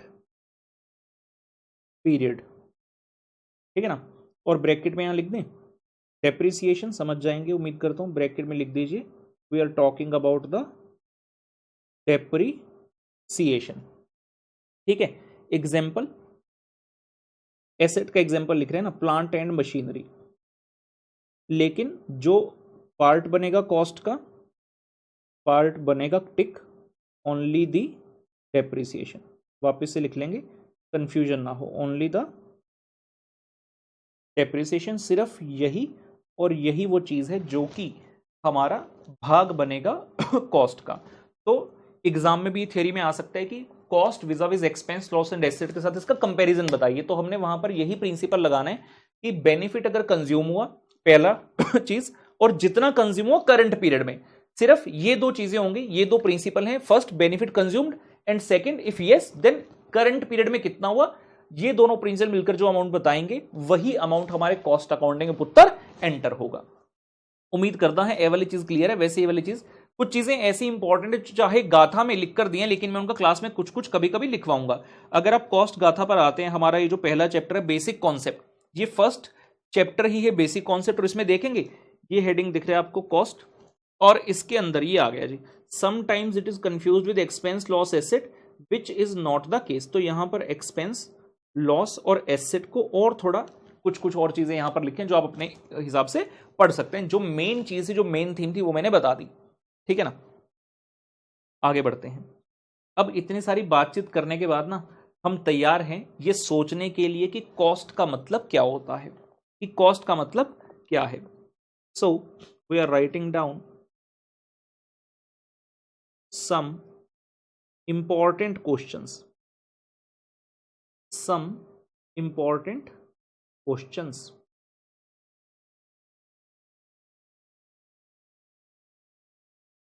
some important questions जी। Question 1, what is cost. भाई ये cost का मतलब क्या है समझ तो गए, लेकिन जब शब्दों में उतारने की बात आई, 3 इडियट्स मूवी देखी होगी, रणछोड़ दास चांचड़ जब क्लास में होते हैं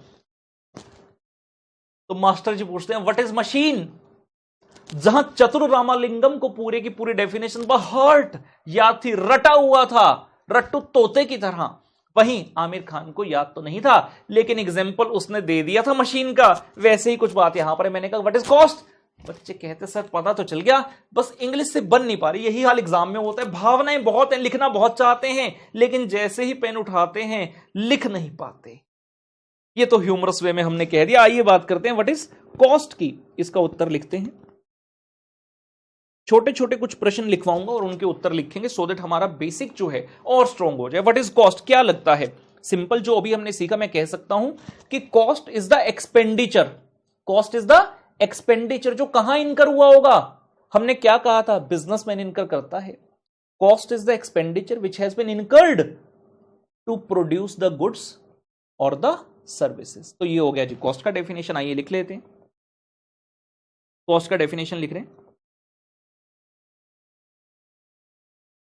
थोड़ा सिस्टम को सेट कर लें। आइए जी लिखते हैं, cost is the expenditure, cost is the expenditure incurred in producing the goods और सर्विसेज। बिल्कुल नॉर्मल अंदाज में बिना टेक्निकल लैंग्वेज यूज किए हमने लिख लिया कॉस्ट का मतलब। एक और चीज लिख सकते हैं इसमें, जो हमने ऊपर एक्सपेंस वाले डेफिनेशन से कहा, हमने क्या सीखा वहां पर, जो भी खर्चे हैं जिसका बेनिफिट कंज्यूम हुआ है करंट पीरियड में वो भी कॉस्ट बनता है। आइए लिखते हैं, it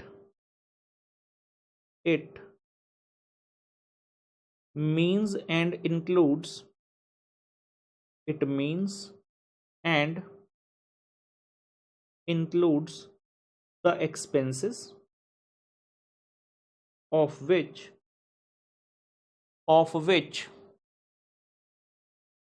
the benefit has been consumed, of which the benefit has been consumed in the current period।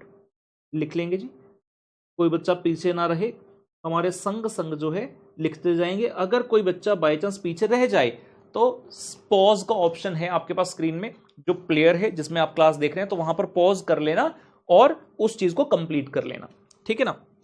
हर बच्चे की स्पीड डिफरेंट होती है, मैं एक डिसेंट स्पीड लेकर चलता हूं, ना तो बहुत स्लो और ना ही बहुत तेज, क्योंकि अगर बहुत स्लो हो गए तो हमारा सिलेबस बहुत पीछे रह जाएगा। और एक सब्जेक्ट के लिए इतना समय लगाना, मैं कह दूं 350 घंटे मेरे को दे दो, नहीं भाई मैं नहीं मांग सकता इतने, या फिर मैं कहूं मैं 100 घंटे में करा दूंगा कॉस्ट का रेगुलर बैच तुम्हें, तो भी उचित नहीं है।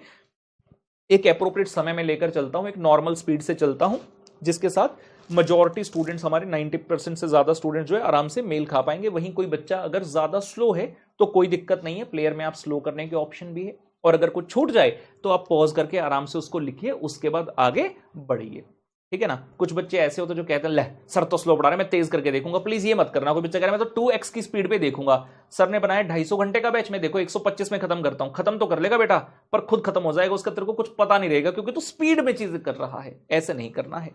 आइए जी, तो पहला प्रश्न हो गया व्हाट इज कॉस्ट। जब इस सब्जेक्ट का नाम लेते हैं ना, कभी कहते हैं कॉस्ट, कभी कहते हैं कॉस्टिंग, कभी कहते हैं कॉस्ट अकाउंटिंग, कभी कहते हैं कॉस्ट अकाउंटेंसी। तो इस सभी में छोटा छोटा डिफरेंस है, और ये सिर्फ थ्योरेटिकल है एग्जाम पर्पस के लिए। प्रैक्टिकल वर्ल्ड में ऐसा कोई डिफरेंस नहीं है, आप कोई भी नाम से इसको बुला सकते हैं। लेकिन हाँ, बाकी के नाम आज डिस्कस कर रहे हैं तो जरूर हम उसके बारे में चर्चा करेंगे। व्हाट इज कॉस्टिंग, लिखेंगे जी मेरे साथ, व्हाट इज कॉस्टिंग। दिखाऊंगा आपको व्हाट इज कॉस्टिंग। एक बार आपको कॉस्टिंग गाथा में लेकर चलता हूं। ये पहला पॉइंट था हमारा जहां पर कॉस्ट लिखा था, ये देखिए जी, ये आ गया कॉस्टिंग। बिल्कुल बेसिक चीजें हैं, इसलिए गाथा में चैप्टर 1 के पहले ही पेज पर दिख रही है। कहते कॉस्टिंग का मतलब क्या है, costing is the technique and process of ascertaining the cost of the products और सर्विसेज। कॉस्ट का सिंपल सिंपल मतलब क्या था कि भाई तेरा खर्चा कितना हुआ। अब उस खर्चे को असर्टेन कैसे करना है, तो कहते हैं जो भी टेक्निक्स हैं, जो भी प्रोसेस है, किस चीज की, टू असर्टेन द कॉस्ट, किसकी, जो प्रोडक्ट और सर्विस बना रहे हैं उसकी कॉस्ट को असर्टेन करने का तरीका क्या है, उसे कॉस्टिंग कहा जा सकता है। लिखा आगे भी बहुत कुछ है, पढ़ने की आवश्यकता हमें नहीं है फिलहाल। ये लिखिए जी, इसका उत्तर लिखते हैं। ये बहुत बेसिक चीजें हैं, चाहे गाथा में इनके बारे में दिया है, लेकिन हम यहां पर भी लिखेंगे। कॉस्टिंग का मतलब क्या लिखेंगे जी? Costing means the techniques, costing means the techniques and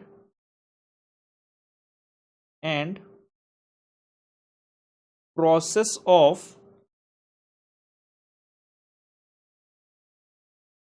ascertaining the costs of products और services। एग्जाम में अगर आ गया तो मेन वर्ड ये दो हैं, इसको देखकर नंबर मिलेंगे जी।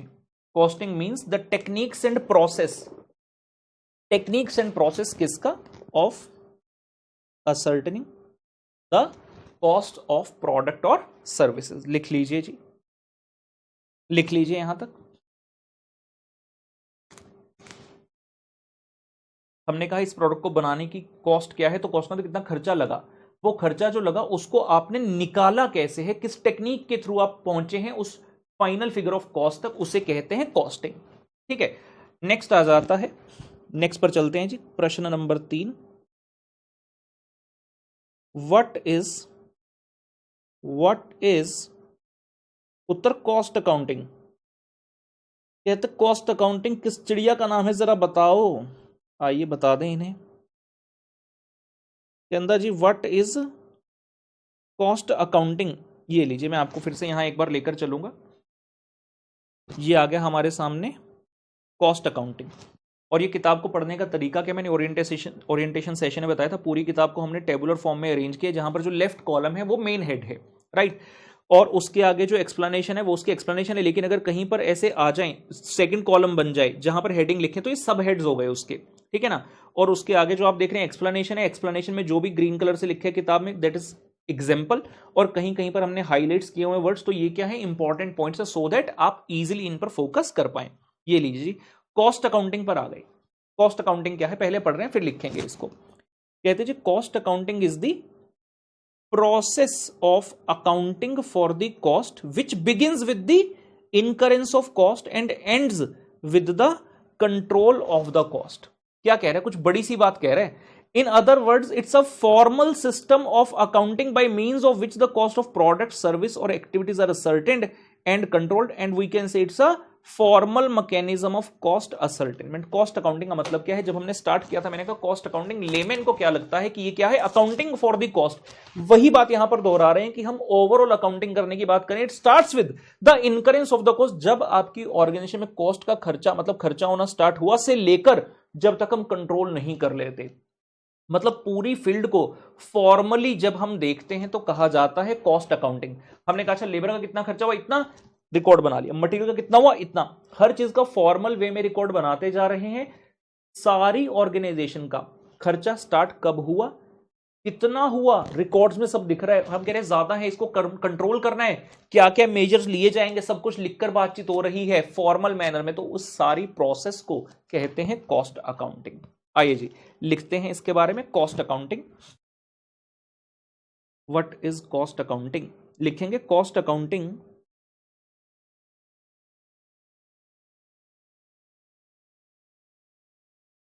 cost accounting is defined, cost accounting is defined as the process of puttar accounting of cost accounting is defined as the process of accounting for cost which begins with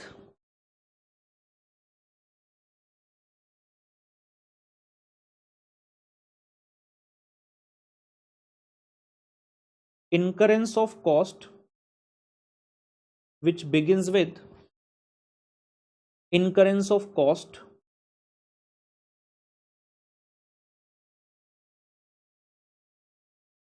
and ends with the cost control and ends with the cost control.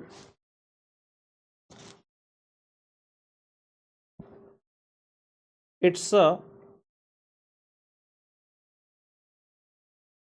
formal mechanism of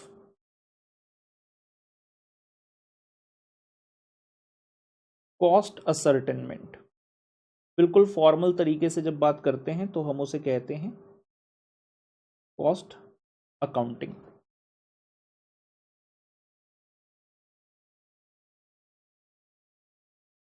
ठीक है जी, ये हो गया। अब कुछ कुछ मतलब समझ आ रहा है, कॉस्ट, कॉस्टिंग, कॉस्ट अकाउंटिंग। अब हम लेमैन के तौर पर बात नहीं कर रहे, अब हम बात करें टेक्निकल तौर पर, भाई being a chartered accountancy student. ठीक है, अंतिम प्रश्न इस प्रक्रिया में हमारे सामने आ रहा है। ठीक है, यहीं पर हो जाना चाहिए कंट्रोल। क्वेश्चन नंबर 4 लिखेंगे पुत्र, what is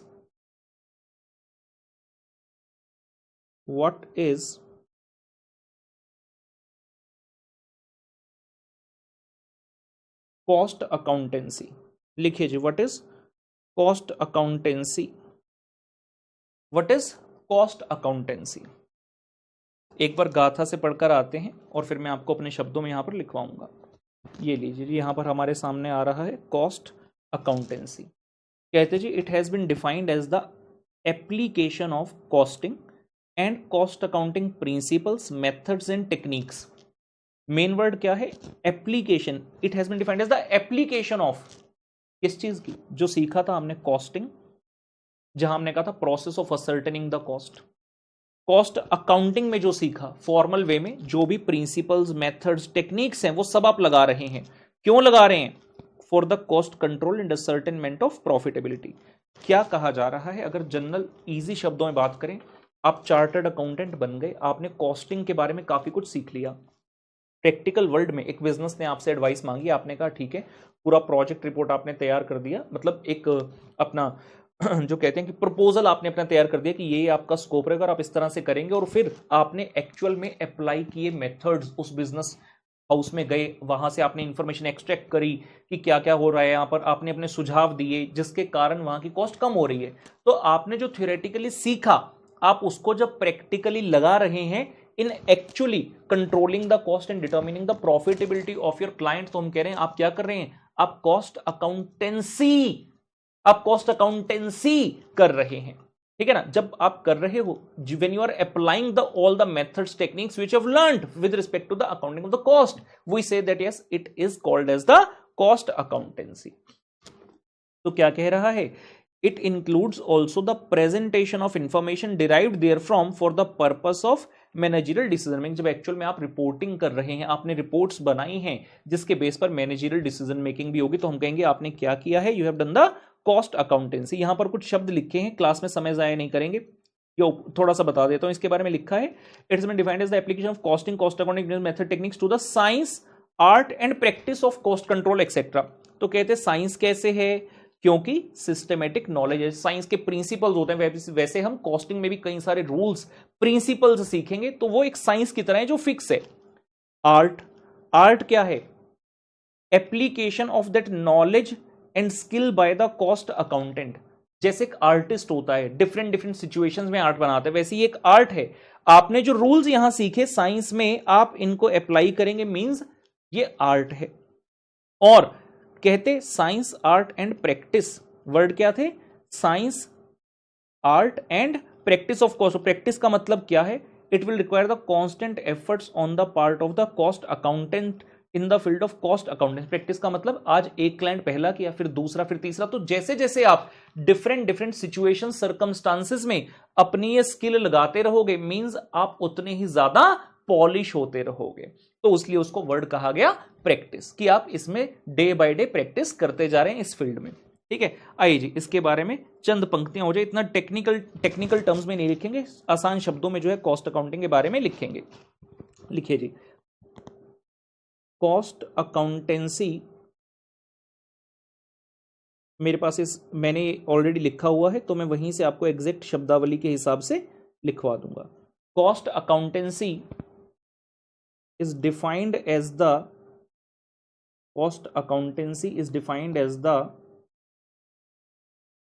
application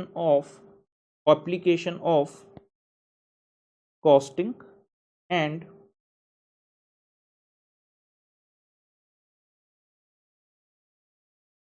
cost accounting principles, application of costing and cost accounting principles, methods and techniques to the science, art and practice of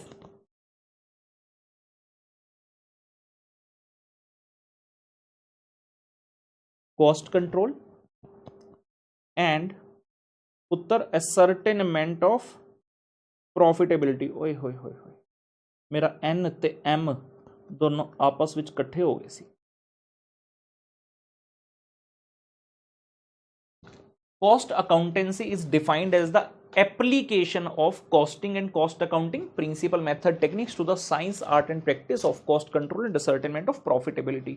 जो मेन जो कोर शब्द है वो है एप्लीकेशन, कि आप अप्लाई कर रहे हो किस चीज को, जो प्रिंसिपल्स, मेथड्स, टेक्निक्स होते हैं जिनकी बात हमने ऑलरेडी करी। कॉस्टिंग में कहा टेक्निक्स एंड प्रोसेस है ऑफ असर्टेनिंग द कॉस्ट, और अगर फॉर्मल वे में बात करें तो पूरी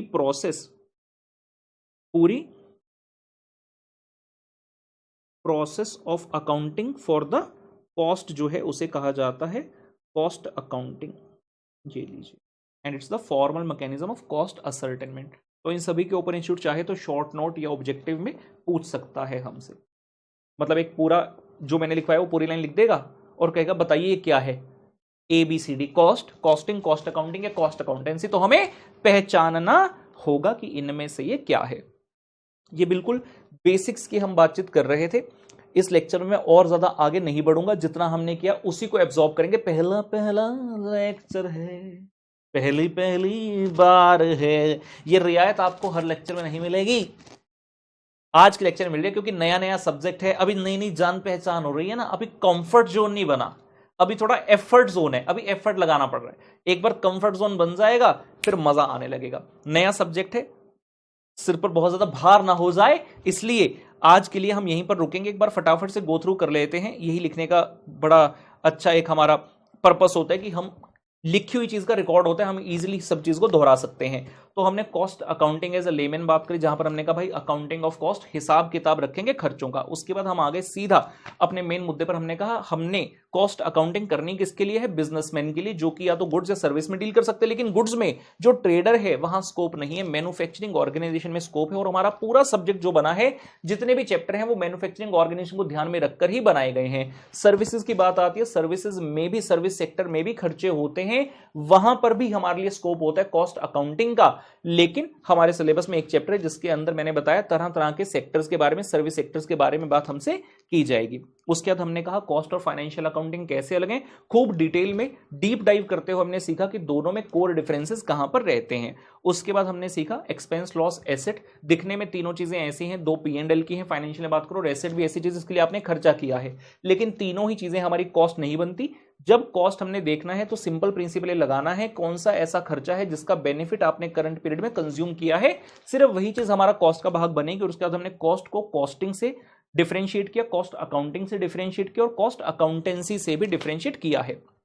राइट, तो जितना मैंने करवाया ये फटाफट से जब नेक्स्ट लेक्चर में मिलेंगे एक बार आप रिवाइज कराएंगे और मैं फटाफट से एक बार फिर से गो थ्रू करवा दूंगा, सो दैट जब हम उस लेक्चर को स्टार्ट करेंगे तो हमारी पुरानी जो यादें हैं वो ताजा रहें और आगे की बातचीत बढ़ाएंगे। इसी के साथ मैं CA राहुल गर्ग लेता हूं पुत्र अलविदा आप सबसे। All the very best, and उम्मीद करते हैं लेक्चर में मजा आ गया होगा। आहा चिकनक चिकनक चिकनक, आहा चिकनक चिकनक चिकनक, राजा मियां छड्डो यारी चिंगनी इश्क तुम्हारी। ठीक है, मिलते हैं आप सबसे नेक्स्ट लेक्चर में, तब तक के अलविदा, बाय बाय।